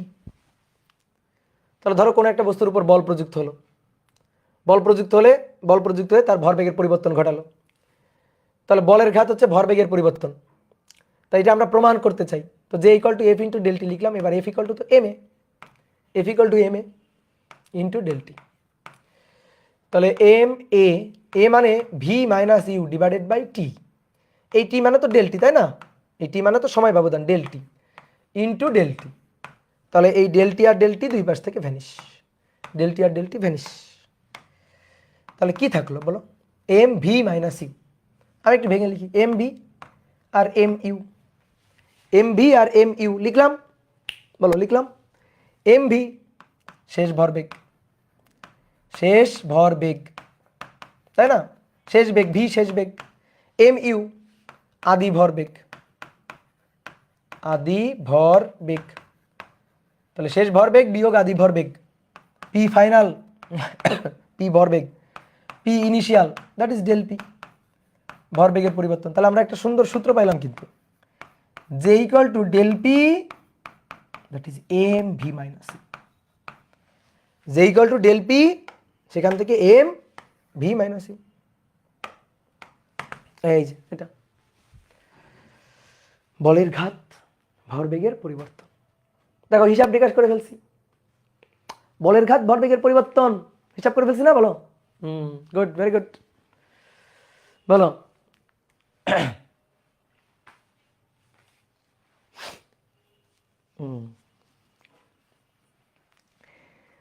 এই সবাই বলতেছে দাদা আমার নামটা বলেন, এই তোমার নাম বললে বলো কি লাভ? একটু শান্তি লাগবে নাকি? হ্যাঁ, এই যে আকিব, নিশান, হ্যাঁ সবাই লাগাইছে আমার নাম বলেন। একদিন একটা ক্লাস হবে, ঠিক আছে? সবাই হচ্ছে বলবা, সবার নাম বলবা, কমেন্ট করবা, আমি সবার নাম বলবো, একবার করে নাম বলবো, ঠিক আছে? একবার করে নাম বলবো আর 5 টাকা করে আমার দিবা, বুঝছো? ওকে, আসো। এই যে তুমি প্রমাণ করছো না, এটা খুবই বাচ্চা প্রমাণ, এটা খুবই বাচ্চাকালীন প্রমাণ। এই প্রমাণ যদি তুমি এখন করো, এই ডেরিভেশন তুমি এখন করো, তাহলে তোমার বোঝা যাবে না যে তুমি ইন্টারে উঠছো। এটা খুবই বাচ্চাকালীন প্রমাণ, ছোটবেলায় শেখা প্রমাণ। এই প্রমাণ করলে এখন বোঝা যাবে না যে তুমি ইন্টারে উঠছো। তা আমরা এটা করব না, আমরা আরেকটু স্মার্ট মেথডে করব। তুমি যেটা করছো সেটা হচ্ছে তুমি ধ্রুব বলের জন্য করছো, তুমি সমতরণের জন্য করছো। তুমি যে F equal to M a লিখছো আর a equal to v minus u divided by t যে লিখছো, a equal to v minus u divided by t, এটা যে লিখছো এটা একমাত্র দুনিয়াতে সমতরণ হলে খাটে, অন্য কোনো দিন খাটে না। সমতরণ হলে খাটে। আর সমতরণ এ যদি সমতরণ হয় তো এফ ইকুয়াল টু তো এম এ, ভর তো নির্দিষ্ট আর এ হচ্ছে সম, তাহলে এফ হবে ধ্রুব। তার মানে আসলে তুমি যেটা করছো সেটা হচ্ছে ধ্রুব বলের জন্য, বস্তুর উপর যে একটা ধ্রুব বলই প্রযুক্ত হবে এর কোনো গ্যারান্টি কিন্তু কেউ দিতে পারবে না, ঠিক আছে? এর কিন্তু গ্যারান্টি কেউ দিতে পারবে না। তুমি আসলে এই ধ্রুব বলের জন্য করছো। বস্তুর উপর প্রযুক্ত বল কনস্ট্যান্ট, বল চেঞ্জ হচ্ছে না। F equal to M A, বল যেহেতু চেঞ্জ হচ্ছে না সুতরাং ত্বরণও চেঞ্জ হচ্ছে না। যেমন F equal to M A.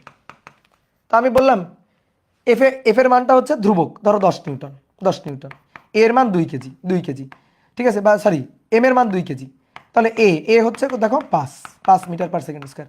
দেখো সমত্বরণ, দেখো এই যে ত্বরণটা সমত্বরণ, বল ধ্রুব হলে ত্বরণ হয় সমত্বরণ, আর সমত্বরণে আমরা লিখি v equal to u minus at, বা a equal to v minus u divided by t, এটা আমরা লিখি। বুঝতে পারছো? এটা আমরা লিখি।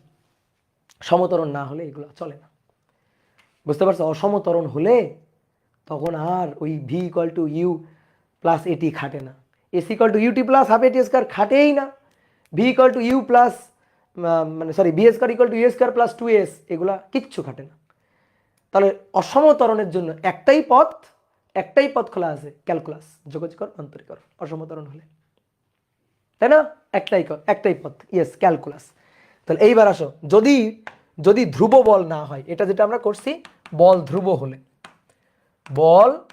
ধ্রুব হলে এই ব্যাপারগুলো তুমি বোর্ড বইতে টর্চ লাইট দিয়েও খুঁজে পাবা না, বুঝলা? এইবার আসো, বল পরিবর্তনশীল হলে,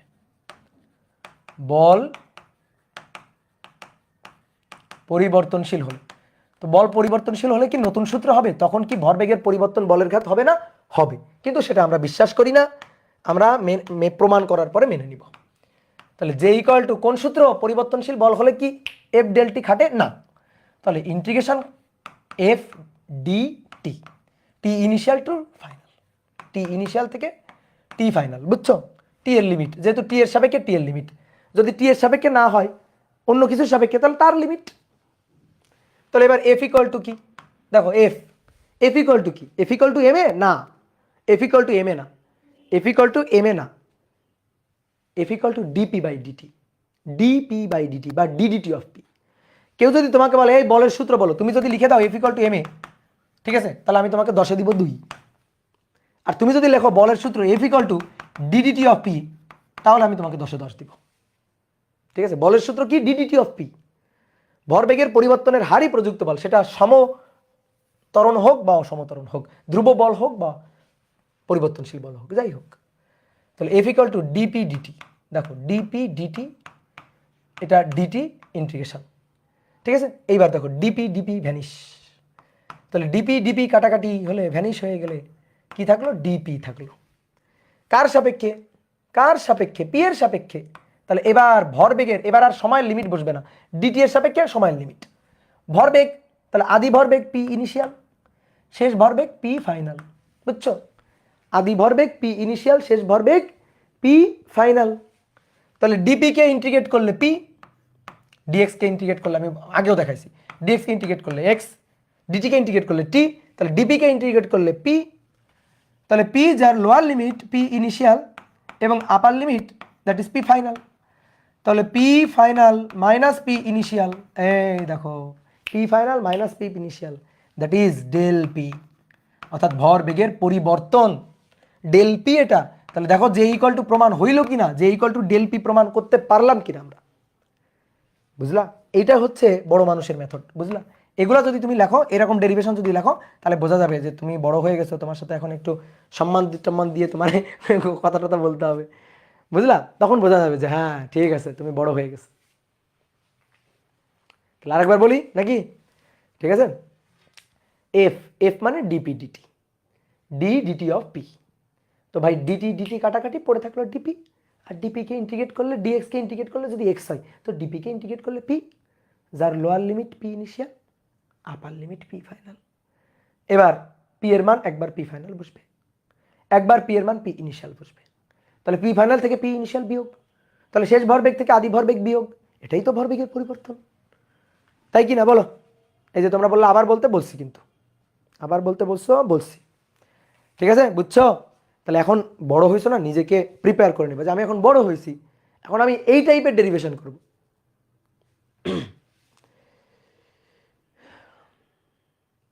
ভাই লিমিটের জায়গায় টি ইনিশিয়াল কেন পি ইনিশিয়াল হয়ে গেল? এই দেখো, আগে ছিল ডিটি এর সাপেক্ষে, সময়ের সাপেক্ষে, যার সাপেক্ষে তার লিমিট বসে, বুঝলা? সময়ের সাপেক্ষে তো ডিটি, তাহলে টি ইনিশিয়াল আদি সময় শেষ সময়। এবার দেখো ডিটি কেটে ডিপি চলে আসছে, তাহলে ডিপি ভরবেগের সাপেক্ষে পি এর সাপেক্ষে, এই কারণে তার লিমিট, তাহলে পি ইনিশিয়াল পি ফাইনাল, তাই না? বুঝছো না? যার সাপেক্ষে তার লিমিট বসাইতে হবে। বুঝছো, গুড, ভেরি গুড। তাহলে বলের ঘাত মানে ভরবেগের পরিবর্তন। এখন যদি তোমাকে কেউ বলে এই বলের ঘাত বের করো তো, বলের ঘাত বের করো, বলের ঘাত বের করতে গেলে তুমি একটা কাজ করবা, ভরবেগের পরিবর্তন বের করে দিবা, ওটাই হবে বলের ঘাত। ভরবেগের পরিবর্তন বের করবা, ওটাই হবে বলের ঘাত। কি ক্লিয়ার? ওকে, তাহলে চলো এবার আমরা কয়েকটা ম্যাথ প্রবলেম সলভ করি। তো 1 নম্বর বলা হচ্ছে 0.2 কেজি ভরের একটি বল, ভরের একটি বস্তু আর কি, একটি বস্তু 3 মিটার পার সেকেন্ড বেগে 3 মিটার পার সেকেন্ড বেগে কোনো দেওয়ালে ধাক্কা লেগে, কোনো দেওয়ালে ধাক্কা লেগে ওই একই পথে, ওই একই পথে 2 মিটার পার সেকেন্ড বেগে ফিরে আসলো, ওই একই পথে 2 মিটার পার সেকেন্ড বেগে ফিরে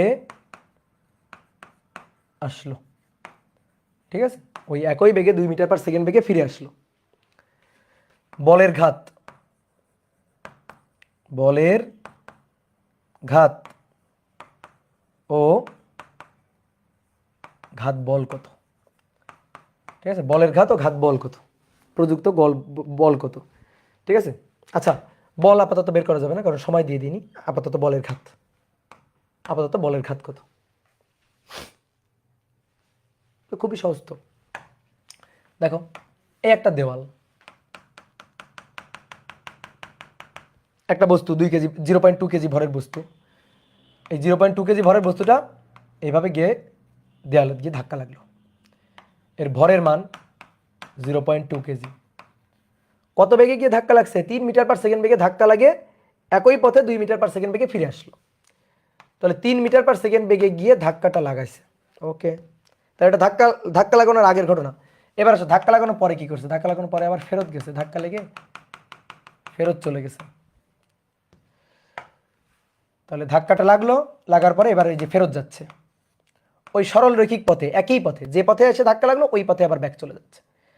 তো ব্যাক যাচ্ছে কত বেগে? 2 মিটার পার সেকেন্ড বেগে। দেখো আমি তোমার একটু হাইলাইটার পেন দিয়ে দেখাই। এই বস্তুটা এখান থেকে এসে এভাবে গড়াইতে গড়াইতে এসে এভাবে গড়াইতে গড়াইতে গড়াইতে গড়াইতে দুম করে ধাক্কা লাগছে। ধাক্কা লাগার পরে আবার এভাবে ব্যাক করে চলে যাচ্ছে, আবার ব্যাক করে এদিকে চলে যাচ্ছে। ঠিক আছে, এসে ধাক্কা লাগলো, ধাক্কা লাগার পরে আবার ব্যাক করে চলে গেল। তাহলে আমাদের বের করতে হবে বলের ঘাত কত, এটা আমাদের বের করতে হবে, হিসাব নিকাশ করতে হবে। তো দেখো, বলের ঘাত J equal to M V minus U. M এর মান 0.2, বেগের মান শেষ বেগ আদি বেগ। দেখো ধাক্কা লাগার আগে এইখানে আদি বেগ আর শেষ বেগের পরিচয়টা ভালো করে জানো। এটা সময় গণনার শুরুর মুহূর্তে আদি বেগ, সময় গণনার শেষ হয়ে গেছে শেষ বেগ, ওটা না। এখানে আদি বেগ হচ্ছে ধাক্কা বা সংঘর্ষের আগে আদি, ধাক্কা বা সংঘর্ষের পরে গিয়ে শেষ। ধাক্কা বা সংঘর্ষের আগে আদি, ধাক্কা বা সংঘর্ষের পরে গিয়ে শেষ। ঠিক আছে, আদি আর শেষ। তাহলে ধাক্কার আগে এটা আদি ইউ, আর ধাক্কার পরে এটা শেষ ভি। তাহলে ভি এর মান কত? 2, আর ইউ এর মান কত? 3। তাহলে 2 বিয়োগ 3, তাহলে 1 মাইনাস 1, তাহলে মাইনাস 0.2। এত কেজি মিটার পার সেকেন্ড। বুঝতে পারছো? এত কেজি মিটার পার সেকেন্ড হবে? বলো হবে? উত্তর হচ্ছে না, এভাবে হবে না। ঠিক আছে, এটা কিন্তু হবে না। অনেকে এই ভুলটা করে। তো কি ভুলটা করছি আমরা? দেখো আমরা কি ভুলটা করছি। বেগ কি রাশি? ভেক্টর রাশি। বেগ ভেক্টর রাশি।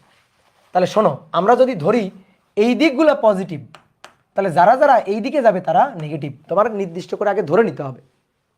ঠিক আছে, এই যে চালাক হয়েছি, একজন বলছে চালাক হয়ে গেছি। তাহলে এই দিক যদি পজিটিভ হয় তার উল্টা দিকটা নেগেটিভ ধরে নিব। কেউ যদি চিন্তা করে ভাই আমি এই দিকটারে পজিটিভ ধরবো, তাহলে এই দিকটা নেগেটিভ, কোনো ব্যাপার না। তাহলে এবার দেখো এই বেগটা কোন দিকে? পজিটিভ দিকে, তাহলে এইটা পজিটিভ। এই বেগটা কোন দিকে? নেগেটিভ দিকে, নেগেটিভ দিকে, তাহলে ভাই এই বেগটা নেগেটিভ। তাহলে তুমি এবার মান বসাও। এম এর মান 0.2, এইবার ঠিক আছে। 0.2, ভি এর মান -2, ইউ এর মান এটা তো সূত্রের মাইনাস বসালাম, ইউ এর মান -3। তাহলে এবার আসো দেখো, -5.2 তাহলে কত হচ্ছে 1, তাহলে -1 এত কেজি মিটার পার সেকেন্ড। ঠিক আছে, কেজি মিটার পার সেকেন্ড বা নিউটন সেকেন্ড এটাও বলতে পারো। ঠিক আছে, বলের ঘাতের একক, ভরবেগের একক, আবার নিউটন সেকেন্ড এটাও তুমি বলতে পারো।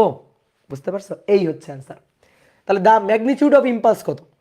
দ্য ম্যাগনিটিউড অফ ইম্পালস মান, বলের ঘাতের মানটা কত? মান, দ্য ম্যাগনিটিউড অফ ইম্পালস মান। ঠিক আছে, জের মান, তাহলে মান কত? 1। ঠিক আছে, তোমার এখানে হিসাব করে মাইনাস প্লাস আসতে পারে, ওটা ব্যাপার না। তাহলে the magnitude of impulse, the magnitude of impulse, ঠিক আছে, দ্য ম্যাগনিটিউড অফ ইম্পালস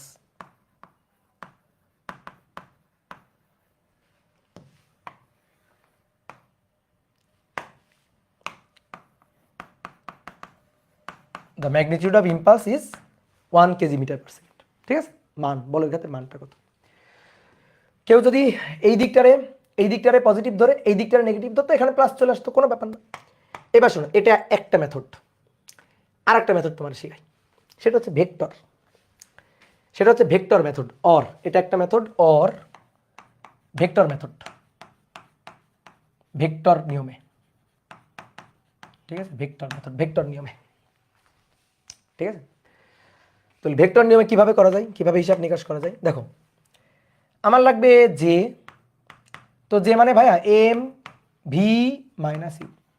বেগ কি রাশি? ভেক্টর রাশি। বেগ হচ্ছে ভেক্টর রাশি, তাহলে বেগের যে হিসাবটা করবো এটা ভেক্টর বিয়োগ করবো না? তাহলে উপরে ভি ভেক্টর চিহ্ন, এই যে ভি ইউ এর উপর ভেক্টর চিহ্ন, ভেক্টর বিয়োগ করতে হবে। আমি না ভেক্টর বিয়োগ পারি না, ভেক্টর বিয়োগ আমি পারি না। নিয়ে এটার মান নিয়ে এখানে এনে বসাইতে হবে, এই যে এটার মান নিয়ে এখানে এনে বসাইতে হবে। তাহলে এই যে জে এর মানটা হবে এটার মান, এম এর তো কোনো মান নেই, তাহলে এটার মান। কিন্তু আমি বিয়োগ যে পারি না, এটা তো ডেল বি, এটা বিয়োগ করতে হবে, তো আমি বিয়োগ পারি না। আমি যেটা পারি সেটা হচ্ছে ভেক্টরের যোগ পারি। তাহলে ভালো করে খেয়াল করো, কলম রাখো, খাতা রাখো, দেখো V plus minus U, V plus minus U. আমি প্লাস পারি, আমি যোগ পারি, আমি ভেক্টরের বিয়োগ পারি না। ঠিক আছে, আমি ভেক্টরের বিয়োগ পারি না, আমি ভেক্টরের যোগ পারি। তাহলে V vector plus minus U vector, ভেক্টরের যোগ করতেছি, যোগ করলেই তো বিয়োগ হয়ে যাবে। এবার এই লাইনটার বাংলা তর্জমা করো। এই লাইনটার বাংলা তর্জমা হচ্ছে ভি এর সাথে শেষ বেগের সাথে আদি বেগের বিপরীত ভেক্টরের লব্ধি করতে হবে। অর্থাৎ আদি বেগটাকে উল্টে দিয়ে দেন দেন শেষ বেগের সাথে লব্ধি করলে পরে বেগের পরিবর্তন ডেল ভি পাওয়া যাবে। কি কথা বুঝছো? কি ক্লিয়ার? বলো বলো। দেখো, আদি বেগটাকে উল্টে দিব, মাইনাস মানে উল্টে দেওয়া, ঋণাত্মক ভেক্টর উল্টে দিব, দিয়ে লব্ধি করব কার সাথে? শেষ ভেক্টরের সাথে, শেষ বেগ ভেক্টরের সাথে। তাহলে আমি ভেক্টরের পরিবর্তনের ডেল ভি এর মানটা পাবো। এই হচ্ছে আদিবেগ। আদিবেগ এদিকে উল্টে দাও, উল্টে দাও, আদিবেগটাকে উল্টে দাও। তাহলে দেখো এবার আদিবেগটাকে উল্টে দিচ্ছি, আদিবেগকে উল্টে দিলাম, উল্টে দিলাম ওদিকে। তাহলে উল্টে দিলে মান কিন্তু দেখো, এটা কিন্তু মাইনাস ইউ ভেক্টর হয়ে গেছে, বাট ভাই মান কিন্তু 3 আছে, মান কিন্তু 3 মিটার পার সেকেন্ড আছে। এবার লব্ধি করবো কার সাথে? শেষ বেগ ভেক্টরের সাথে। শেষ বেগ ভেক্টরের মান কত? 2, মান 2। তো 2 কোন দিকে? 2 এদিকে, এই যে 2 এদিকে, তাহলে এটা হচ্ছে 2 মিটার পার সেকেন্ড শেষ বেগ ভেক্টর। 2 আর 3 একই দিকে না? একই দিকে, লব্ধি করো। তাহলে লব্ধি করলে ডেল ভি, তাহলে ডেল ভি হবে এদের লব্ধি, 2 আর 3 একই দিকে, তাহলে লব্ধি হচ্ছে 5, 2 যোগ 3 5, বা root over 2 square 3 square 2 into 3 into 2 cos 0 degree. তাহলে কি হবে? 2 যোগ 3 5, 2 যোগ 3 লব্ধি দেখো 5 মিটার পার সেকেন্ড। তাহলে এই ডেল ভি এর মান হচ্ছে 5, ডেল ভি ভেক্টরের মান হচ্ছে 5, ডেল ভি এর মানটা হচ্ছে 5। এইটা নিয়ে এখানে বসাইতে হবে। তাহলে অতএব দেখো জে ইকুয়াল টু এম, এই যে V vector minus U vector, তো এর মানটা নিয়ে বসাইতে হবে এখানে। তার মানে এম, এটা হচ্ছে ডেল ভি ভেক্টর, তার মান, তো এম এর মান 0.2 আর ডেল ভি ভেক্টরের মান হচ্ছে 5, তাহলে এটা হচ্ছে 1 কেজি মিটার পার সেকেন্ড। দেখো এটা কিন্তু খুবই সহজ, ঠিক আছে, লিখে লিখে করছি তাই এত বড় লাগতেছে। ওকে, ঠিক আছে, বুঝলা কি না? আর একটা প্রসিডিউর আছে ভেক্টর প্রসিডিউর, এটাও ভেক্টর মেথড। সেটা হচ্ছে দেখো, যখন দেওয়ালে গিয়ে ধাক্কা লাগে, দেখো এদিকে দেখো, এটা হচ্ছে ধরে নিবা, কোনো সমস্যা নেই, যে এই যে যাচ্ছে এদিকে যাচ্ছে, তাহলে দেওয়ালে গিয়ে ধাক্কা লাগতেছে, ইউ আদিবেগ ভেক্টর এদিকে যাচ্ছে কত বেগে? 3 মিটার পার সেকেন্ড বেগে।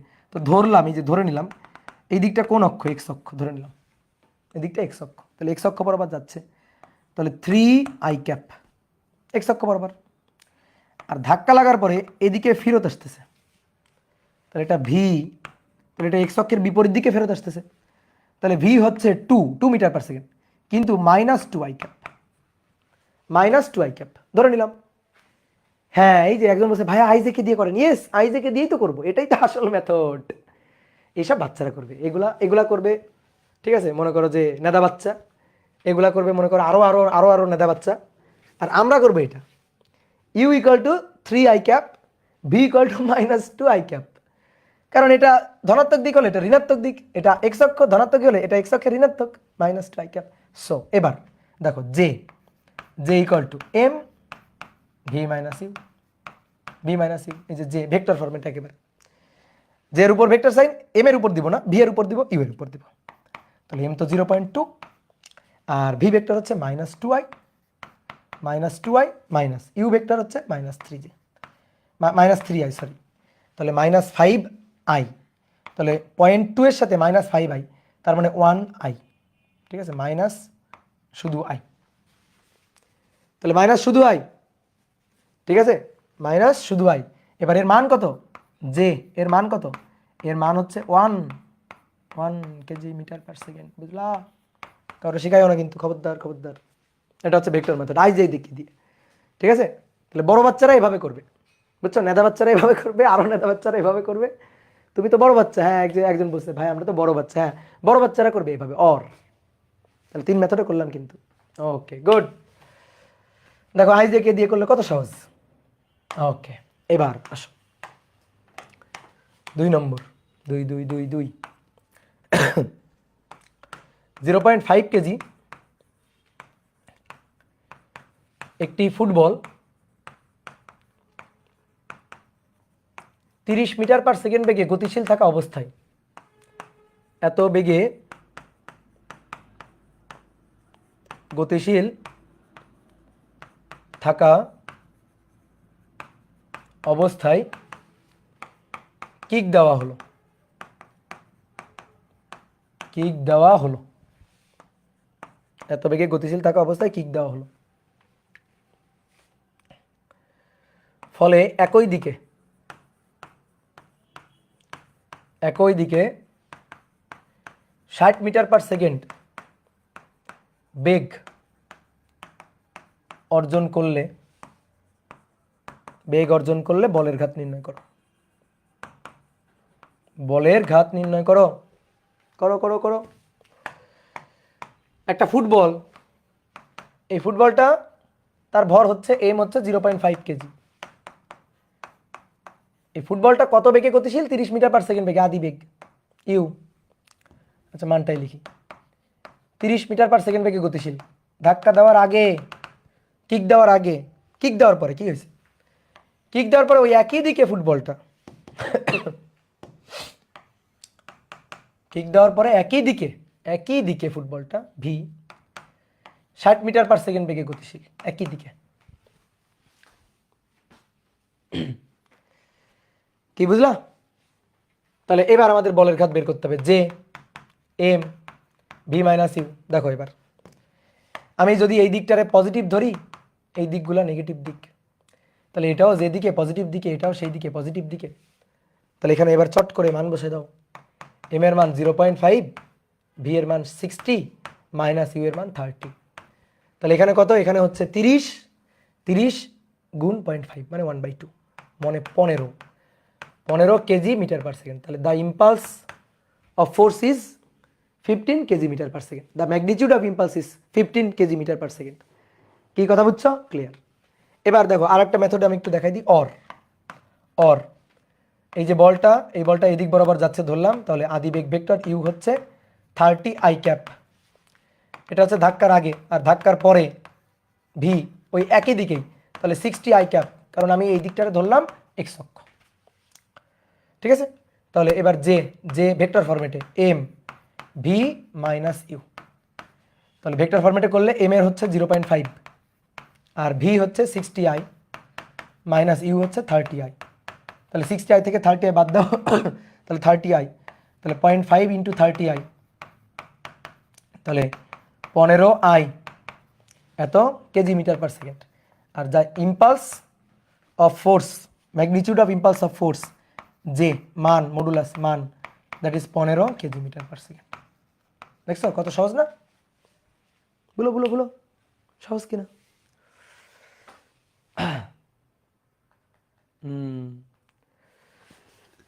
ও তুলে ফেলো, চট করে তুলে ফেলো।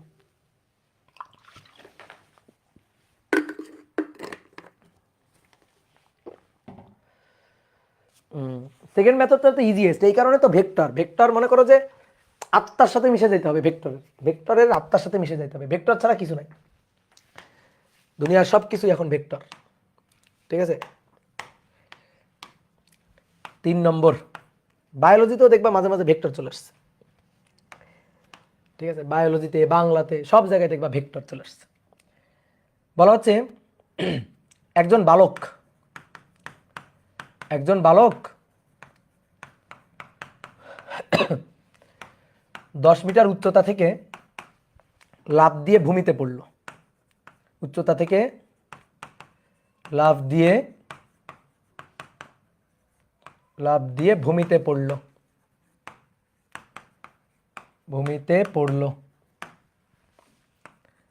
বালকের ভর 20 কেজি। তাকে কত বলের ঘাত সইতে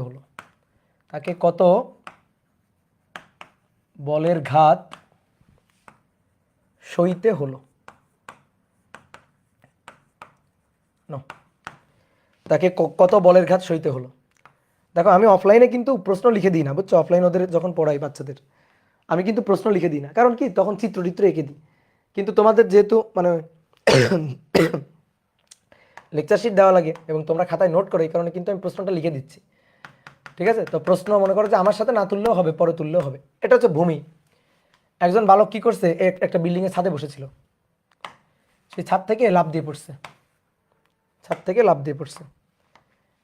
ধরো বালকটা এখানে বসেছিল, এখানে দাঁড়ানো ছিল, তো এখান থেকে লাফ দিয়ে ধাপ করে নিচে পড়ছে, তো নিচে পড়লে দুম করে গিয়ে আঘাত করছে না?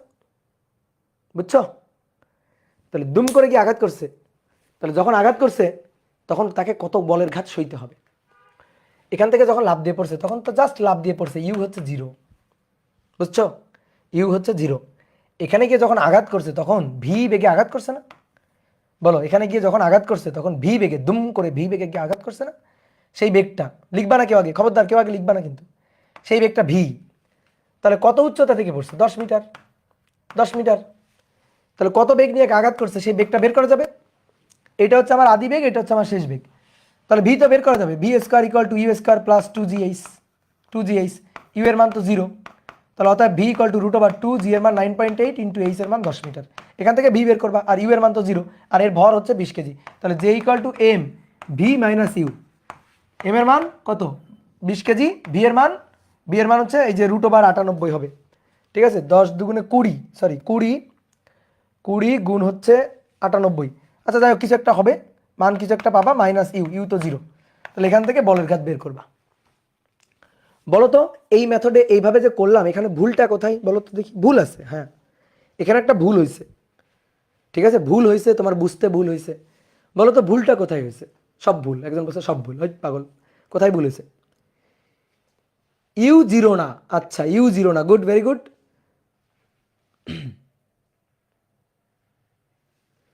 ঠিক আছে,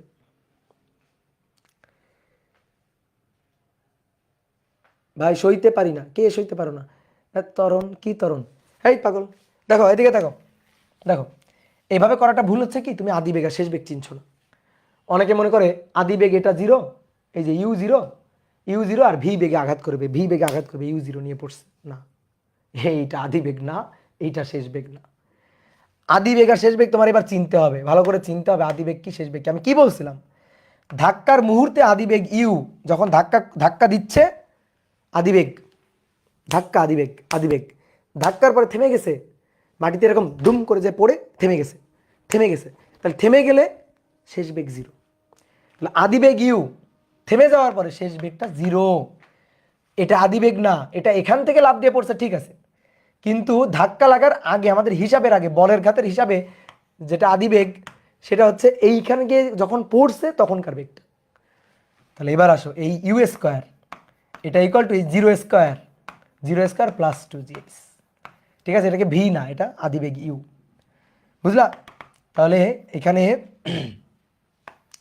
ইউ ইকুয়াল টু √2, জি এর মান 9.8, এইচ এর মান 10, ঠিক আছে। অনেকে এটাকে এখান থেকে লাভ দিয়ে পড়তেছে, ভাই এইটা আদিবেগ, এইটা আদিবেগ হবে না, ঠিক আছে, একদম সব বুঝি নাই। দেখো বালক এখান থেকে লাভ দিয়ে পড়ছে না, আমি তোমাকে আদিবেগ কি বলছিলাম, বলের ঘাতের জন্য আদিবেগ কি বলছিলাম, ধাক্কার আগে আদি, ধাক্কার পরে শেষ। এই যে ধাক্কা লাগলো আদি, ধাক্কার পরে শেষ, তো যখন ধাক্কা লাগছে তখন যে বেগটা সেটা আদিবেগ, এইটা না, এটা তো ওইখান থেকে পড়ছে, ওইখান থেকে পড়তে আর অনেক সময় লাগছে।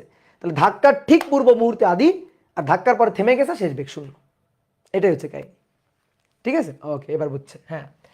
তাহলে √2 গুণ 9.8 গুণ 10, তাহলে 14, হ্যাঁ 14 meter per second, okay u, আর ভিটা 0, তাহলে J equal to M V minus you.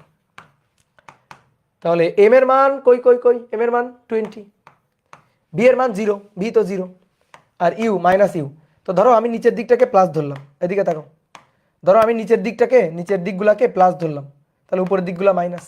আর কেউ যদি চিন্তা করো না ভাই উল্টা করব, নিচের দিক মাইনাস আর উপরের দিককে প্লাস ধরবো, ওকে, তাহলে এই ইউটা নিচের দিকে মাইনাসের দিকে, তাহলে এই ইউ এর মানটা হচ্ছে -14, এই ইউটা হচ্ছে -14, ইউ হচ্ছে -14 মিটার পার সেকেন্ড, কারণ নিচের দিকটাকে আমি মাইনাস ধরতেছি, ঠিক আছে।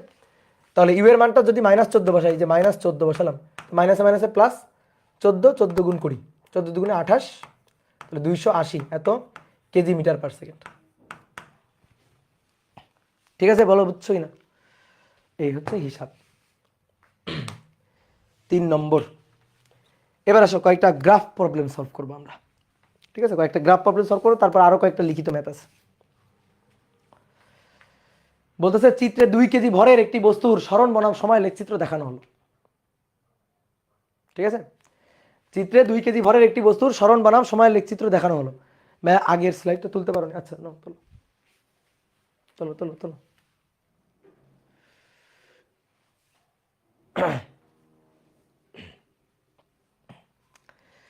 অপূর্ব ভাই created slide for the first time, আচ্ছা না ওই যে স্লাইড ক্রিয়েট করা লাগে, ধরো অ্যাডমিশন ব্যাচে পড়াইতে গেলে স্লাইড লাগে, বাট তোমরা একাডেমিক ব্যাচ তো তোমাদের তো একটু সামান্য সময়ের জন্য পড়ানো হয়, তো এই কারণে আগে থেকে লিখে রাখা লাগে না, ওগুলা ধরো যে মুখস্থ থাকে, আমি মুখস্থ লিখতে পারি। আর যেহেতু অফলাইনে পড়াই তো এই কারণে হয় কি ম্যাথগুলো সব মাথার মধ্যে থাকে। ভাইয়া রাজশাহী কি ঠান্ডা নেই? রাজশাহীতে ঠান্ডা আছে, কিন্তু আমি ঘরের মধ্যে আছি তো সব কিছু বদ্ধ, আর এই যে সামনে একটা লাইট, উপরে একটা লাইট, এত লাইটের মাঝখানে গরম লেগে যাচ্ছে, বুঝছো?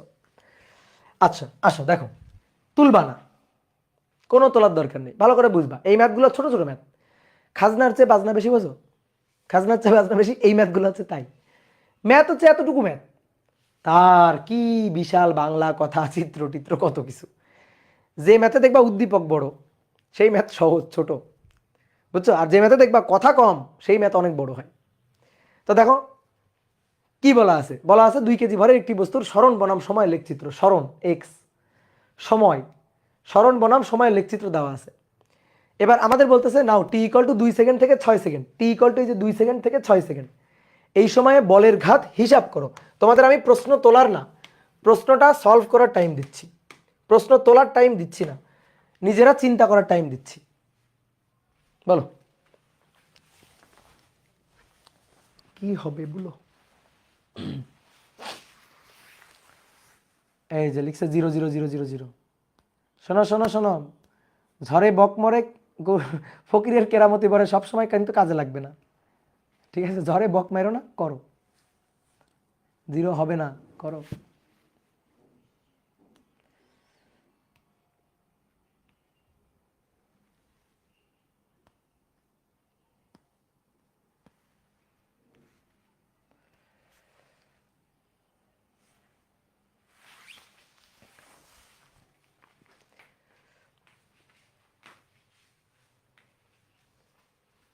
পারুম না, একজন লিখছে পারুম না, 2 হবে, দেখি কি হয়, দেখি কি হয়, একটু ভাবো। হুম,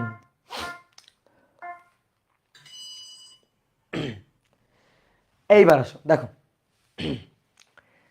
স্মরণ সময়, তাহলে স্মরণ সময় দেখো 2 সেকেন্ড 4 সেকেন্ড, 4 সেকেন্ডে স্মরণ হচ্ছে 4 মিটার।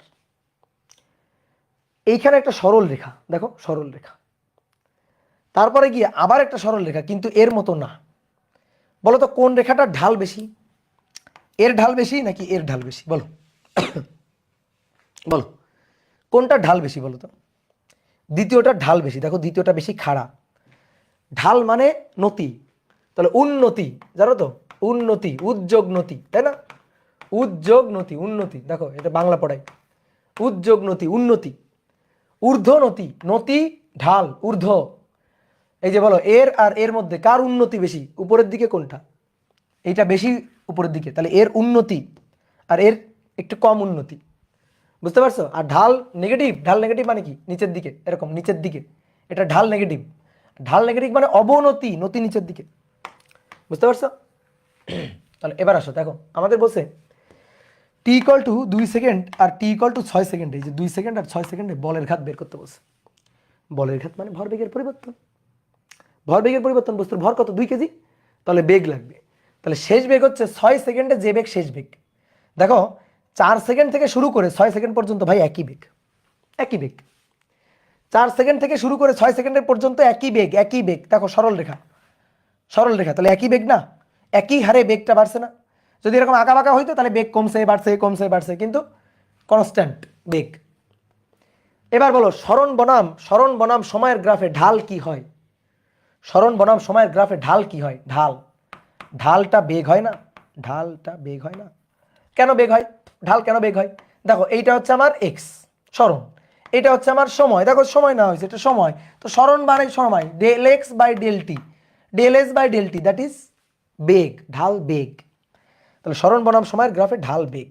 তাহলে তুমি বলো তো এখানে বেগটা কত? এই যে ঢাল যে বেগ, শেষ বেগ, তাহলে শেষ বেগ হচ্ছে 6 সেকেন্ডে যে বেগ, শেষ বেগ, তো 4 সেকেন্ড থেকে 6 সেকেন্ড পর্যন্ত একই বেগ, সমবেগ। তাহলে এই পয়েন্টে এই যে বেগটা, এই বেগটা ভিটা কত? এই বেগটা শেষ বেগ, শেষ বেগ ভিটা কত? শেষ বেগ ভিটা হচ্ছে 6 ভাগ, দেখো 6, সরি 6 তো সময়, দেখো এই পয়েন্টে, ও আচ্ছা, মানে কোণ দেওয়া আছে, এই যে কোণটা দেওয়া আছে ট্যান থিটা, এই কোণটা দেওয়া আছে, তাহলে কোণের ট্যানজেন্টটাই তো ঢাল, তাই না? তাহলে কোণের ট্যানজেন্ট ঢাল, তাহলে V equal two tan theta, tan theta. তাহলে ভি ইকুয়াল টু লম্ব বাই ভূমি, লম্ব বাই ভূমি, ট্যান থিটা লম্ব বাই ভূমি, ট্যান থিটা ট্যান 60 ডিগ্রি, আর ট্যান 60 ডিগ্রি মানে √3, তাহলে বেগ হচ্ছে √3 মিটার পার সেকেন্ড, এটা শেষ বেগ। এবার আদি বেগ কখন? আদি বেগ হচ্ছে 2 সেকেন্ডে, তো 0 থেকে 4 সেকেন্ড পর্যন্ত একই বেগ। দেখো 0 থেকে 4 সেকেন্ড পর্যন্ত একই বেগ, তারপরে 4 সেকেন্ড থেকে 6 সেকেন্ড পর্যন্ত আবার অন্য বেগ। তাহলে বলো তো ধাক্কা কই লাগছে, কখন ধাক্কাটা লাগছে বলো তো দেখি, বস্তুর উপর ধাক্কাটা কোন সময় লাগছে, কয় সেকেন্ডে ধাক্কাটা লাগছে? ইয়েস, 4 সেকেন্ডে গিয়ে ধাক্কা লাগছে, 4 সেকেন্ডে গিয়ে ধাক্কাটা লাগছে। তাহলে আগে ছিল এই বেগ, তারপর চেঞ্জ হয়ে বেগ বেড়ে গেছে। তাহলে আগে বেগটা কত বের করি, এই বেগটা কত, আদি বেগটা কত বের করি, আদি বেগ ইউ, ইউটা কত বের করি। তাহলে ইউ হচ্ছে এই রেখার ঢাল, এই রেখার ঢাল মানে লম্ব বাই ভূমি, এটা লম্ব এটা ভূমি। তাহলে দেখো এই যে লম্বটা হচ্ছে 4, এই যে 4, এই যে লম্বটা এটা 4, তাহলে 4 বাই ভূমি হচ্ছে 0 থেকে 4, তাহলে 4 বাই 4, 4 বাই 4, তাহলে কত? 1 মিটার পার সেকেন্ড, ঠিক আছে, 1 মিটার পার সেকেন্ড, ঠিক আছে, ওকে। তাহলে আসো বলের ঘাত যে, দেখো কত ছোট্ট math, M V minus U, M এর মান 2 কেজি, শেষ বেগ √3, আদি বেগ মাইনাস, আদি বেগ হচ্ছে ইউ হচ্ছে 1, তাহলে মাইনাস, এটা সূত্রের মাইনাস 1, তাহলে এটাই হচ্ছে অ্যান্সার, যে 2√3 - 1, তাহলে 2√3 - 1, এটাকে যদি ভাঙি তাহলে √3 - 1 গুণ হচ্ছে 2, তাহলে এটা হচ্ছে 1.46, 1.46 কেজি মিটার পার সেকেন্ড বা নিউটন সেকেন্ড, এটাই হচ্ছে একক, বুঝতে পারছো? তাহলে তোমরা যে প্রথমে প্রশ্ন লেখার আগেই গণ 0 বসাইলা, 0 0 0 0 0, এভাবে যে গণ মিনিমাম 50 জন লিখছো 0, কেমনে লিখলা? এর পিছনে কাহিনীটা কি বলো তো, এর পিছনে কাহিনী কি? এইবার আসো দেখো, এবার একই রকম একটা গ্রাফ, এটা বল বনাম সময়ের গ্রাফ দেওয়া আছে। ঠিক আছে, এটা বল বনাম সময়ের গ্রাফ, এটা সময়, হ্যাঁ বল বনাম সময়ের গ্রাফ দেওয়া আছে। তাহলে দেখো বল বনাম সময়ের গ্রাফে আমাদের বলতেছে নাও বলের ঘাত বের করো। তাহলে কোশ্চেনটা দেখো, আগে ভালো করে কোশ্চেনটা দেখো।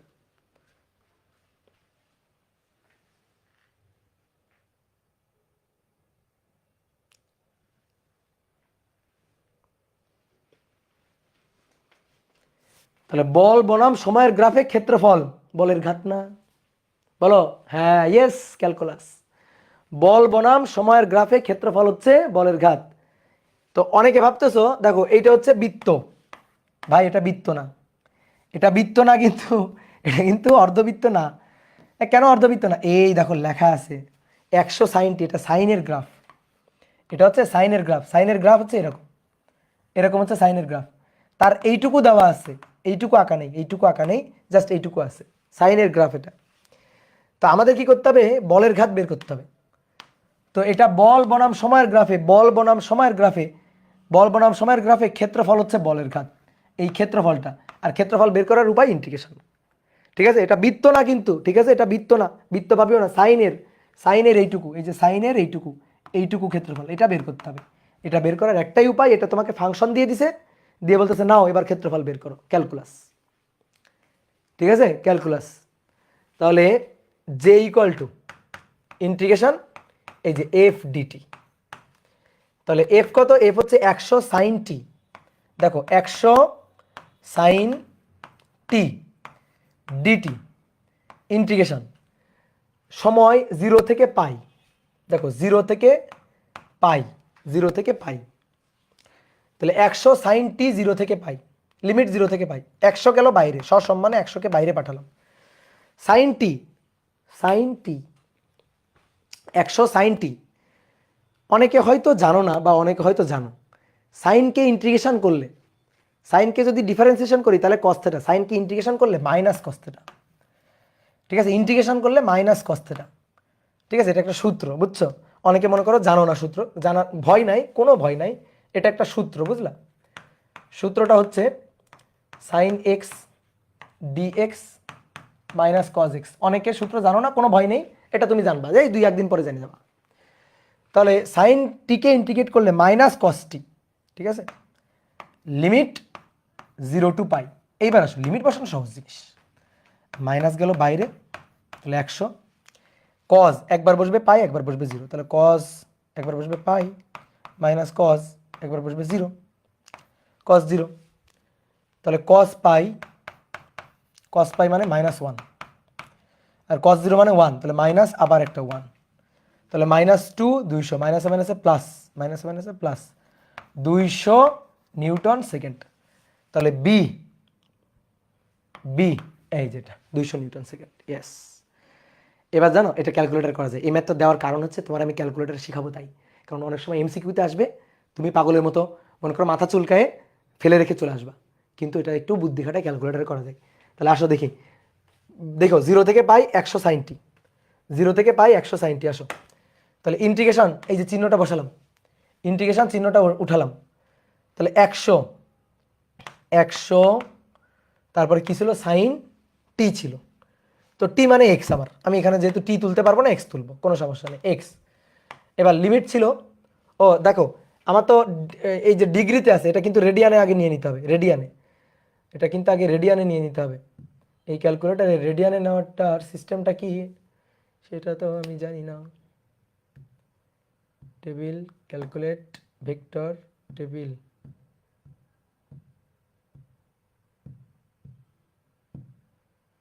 এই ক্যালকুলেটর রেডিয়ান মোড কেমনে নাই, ratio calculate complex base distribution,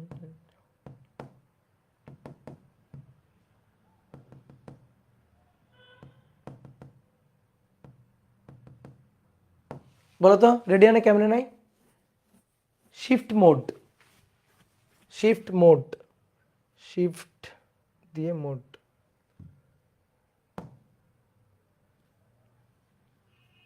shift দিয়ে কই অপশন, এই যে পাইছি, দুই দুই দুই অ্যাঙ্গেল ইউনিট রেডিয়ান 2। ও না, তা তো হলো না। কেউ বলতে পারো? Shift menu 2, shift menu 2। হ্যাঁ এবার ঠিক আছে, 2 রেডিয়ান। হ্যাঁ এবার আসছে, ঠিক আছে, থ্যাংক ইউ। ঠিক আছে, থ্যাংক ইউ। আমি নর্মালি বুঝছো এই ক্যালকুলেটর অভ্যস্ত তো। তো আসো এবার ইন্টিগ্রেশন। ইন্টিগ্রেশন 100 সাইন টি, এই যে টি বসালাম।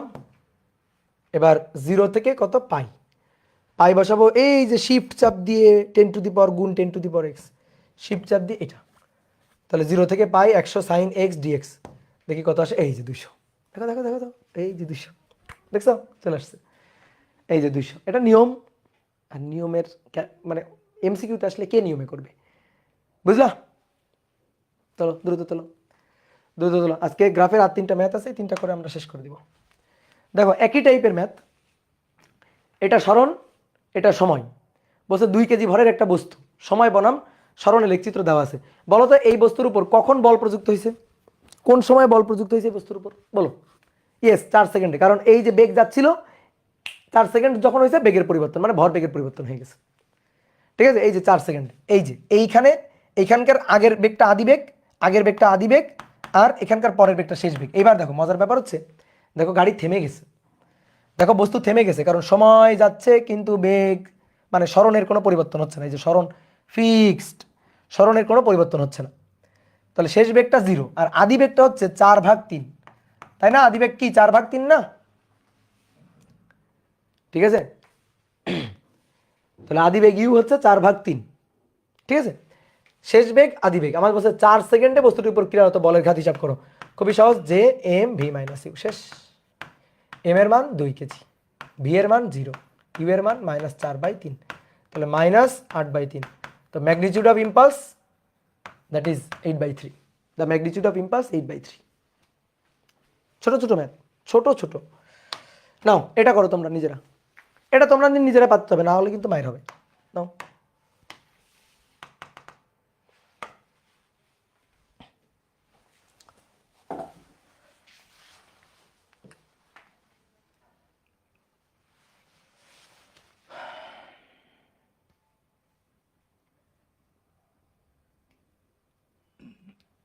করো করো করো।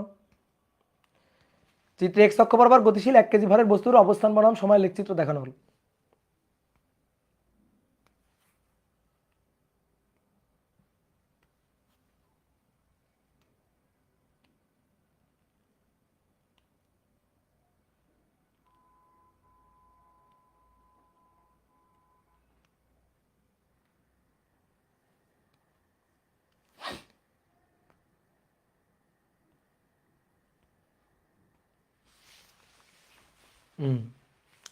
দেখো বলো ধাক্কা কখন লাগছে, কখন ধাক্কা লাগছে? এই যে এইখানে এসে ধাক্কা লাগছে, দেখো বেগ চেঞ্জ হয়ে গেছে। এখানে এসে ধাক্কা লাগছে, ফলে বেগটা চেঞ্জ হয়ে গেছে। এই এই জায়গাটা এসে ধাক্কাটা লাগছে, দেখো। তাহলে ধাক্কার আগে ভায়া আদি, ধাক্কার পরে ভায়া শেষ। এবার বোর্ডে দেখো, ধাক্কার আগে সময়ের সাথে সরণ বাড়ছে, অর্থাৎ বেগ বাড়ছে, মানে বেগটা পজিটিভ বাড়ছে না, বেগটা পজিটিভ। বুঝতে পারছো? দেখো সময়ের সাথে সরণ পজিটিভ দিকে বাড়ছে, তাহলে কি হচ্ছে, সময়ের সাথে, সময়ের সাথে সরণ বাড়ছে। মানে ব্যাপারটা চিন্তা করো এইভাবে, ধরো কোনো একটা বস্তু এখান থেকে চলা শুরু করছে, কোনো একটা বস্তু এখান থেকে চলা শুরু করছে, তাহলে টি ইকুয়াল টু 0-তে এখান থেকে যাত্রা শুরু করছে। তাহলে মনে করো টি ইকুয়াল টু ধরো 2 সেকেন্ড পরে, টি ইকুয়াল টু 2 সেকেন্ড পর, 2 সেকেন্ড পর বস্তু 10 মিটার গেছে, 10 মিটার, 10 মিটার গিয়ে বস্তু এখানে পৌঁছাইছে। তারপরে আরও 4 সেকেন্ড পর দেখো, এই যে ধরো এই যে 2 হয়ে গেছে 10, তাহলে 4-এ গিয়ে 10, 4-এ গিয়ে 20, তাহলে 4 সেকেন্ড পর, টি ইকুয়াল টু 4 সেকেন্ড পর এখানে গিয়ে পৌঁছাইছে, এখানে গিয়ে। তাহলে এখান থেকে এইটুকু 10, এখান থেকে এইটুকু 20 মিটার দূরে গেছে। তাহলে এটা 10 মিটার দূরে, এটা 10 মিটার দূরের কোনো বিন্দু,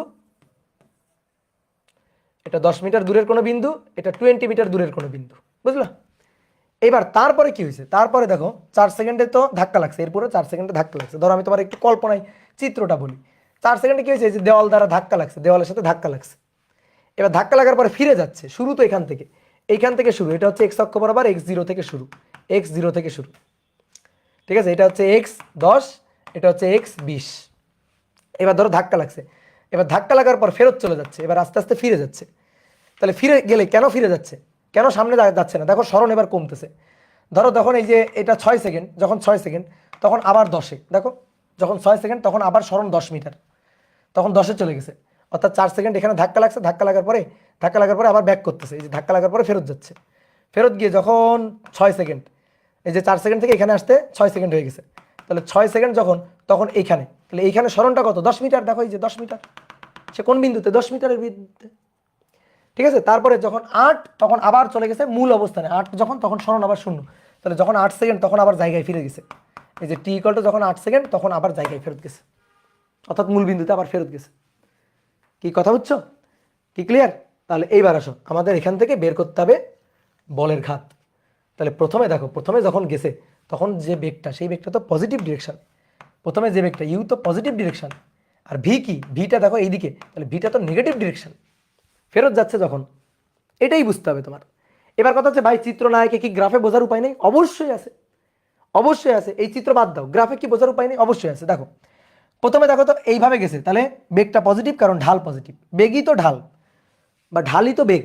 তাহলে উপরের দিকে ঊর্ধ্বগামী, বেগ পজিটিভ, ঢাল পজিটিভ, তাহলে 20 লম্ব বাই ভূমি, তাহলে প্লাস, এই যে প্লাস পজিটিভ যেহেতু 20 ডিভাইডেড বাই 4, তাহলে কত? Plus 5 metre per second.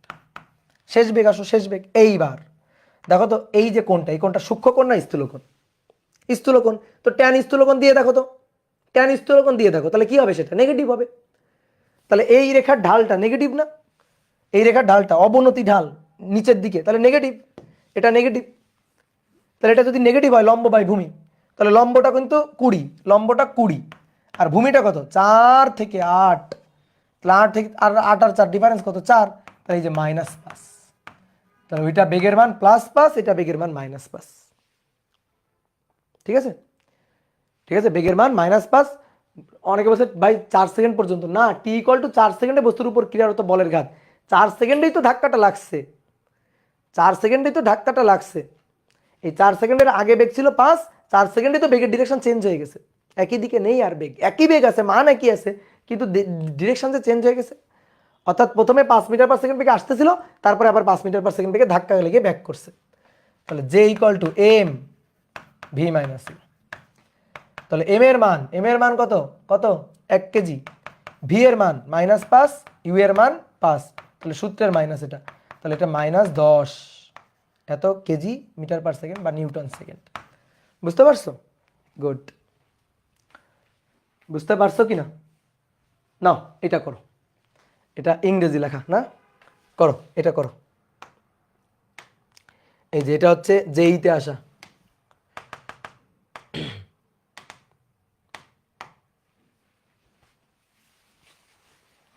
করো। এই তো এটা করেই ছুটি, এটা করেই ছুটি।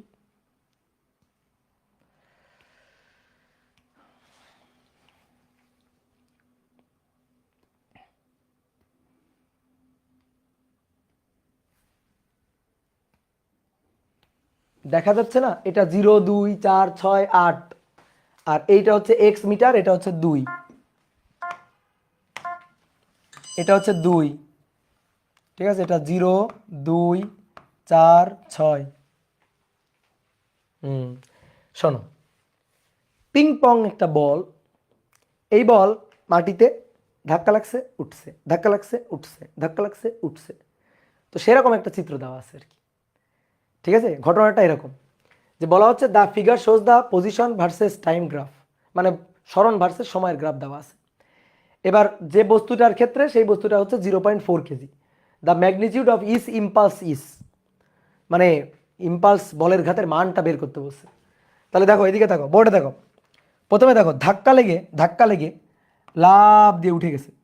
ঠিক আছে, আবার গিয়ে ধাক্কা লাগাইছে, আবার লাফ দিয়ে উঠে গেছে, আবার ধাক্কা লাগাইছে, আবার লাফ দিয়ে উঠে গেছে, আবার ধাক্কা লাগাইছে, আবার লাফ দিয়ে উঠে গেছে, আবার ধাক্কা লাগাইছে। এই যে এইভাবে পিং পং বল, ধাক্কা লাগাচ্ছে উঠে যাচ্ছে, ধাক্কা লাগাচ্ছে উঠে যাচ্ছে।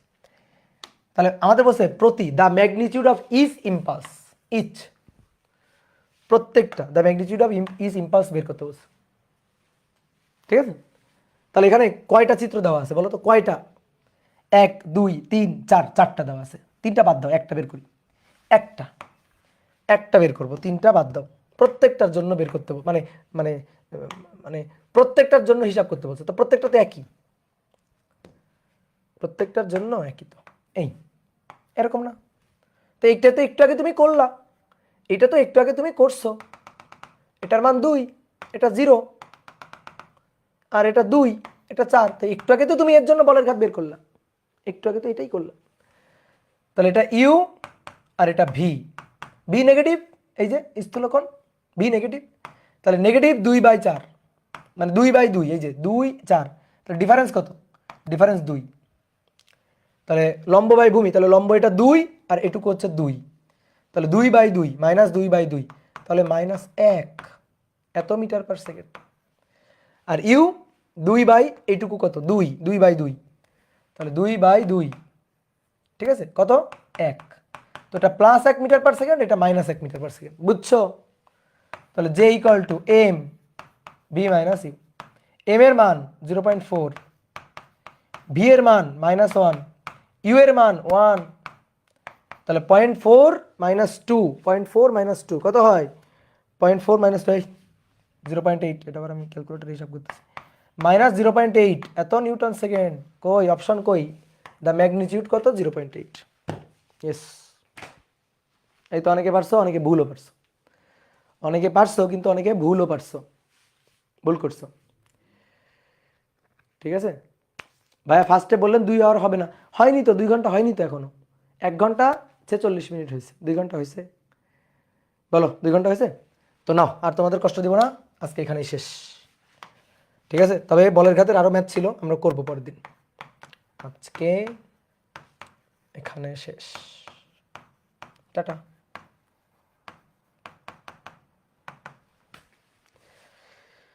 Tata, good night. লাইট বন্ধ হয়ে গেল।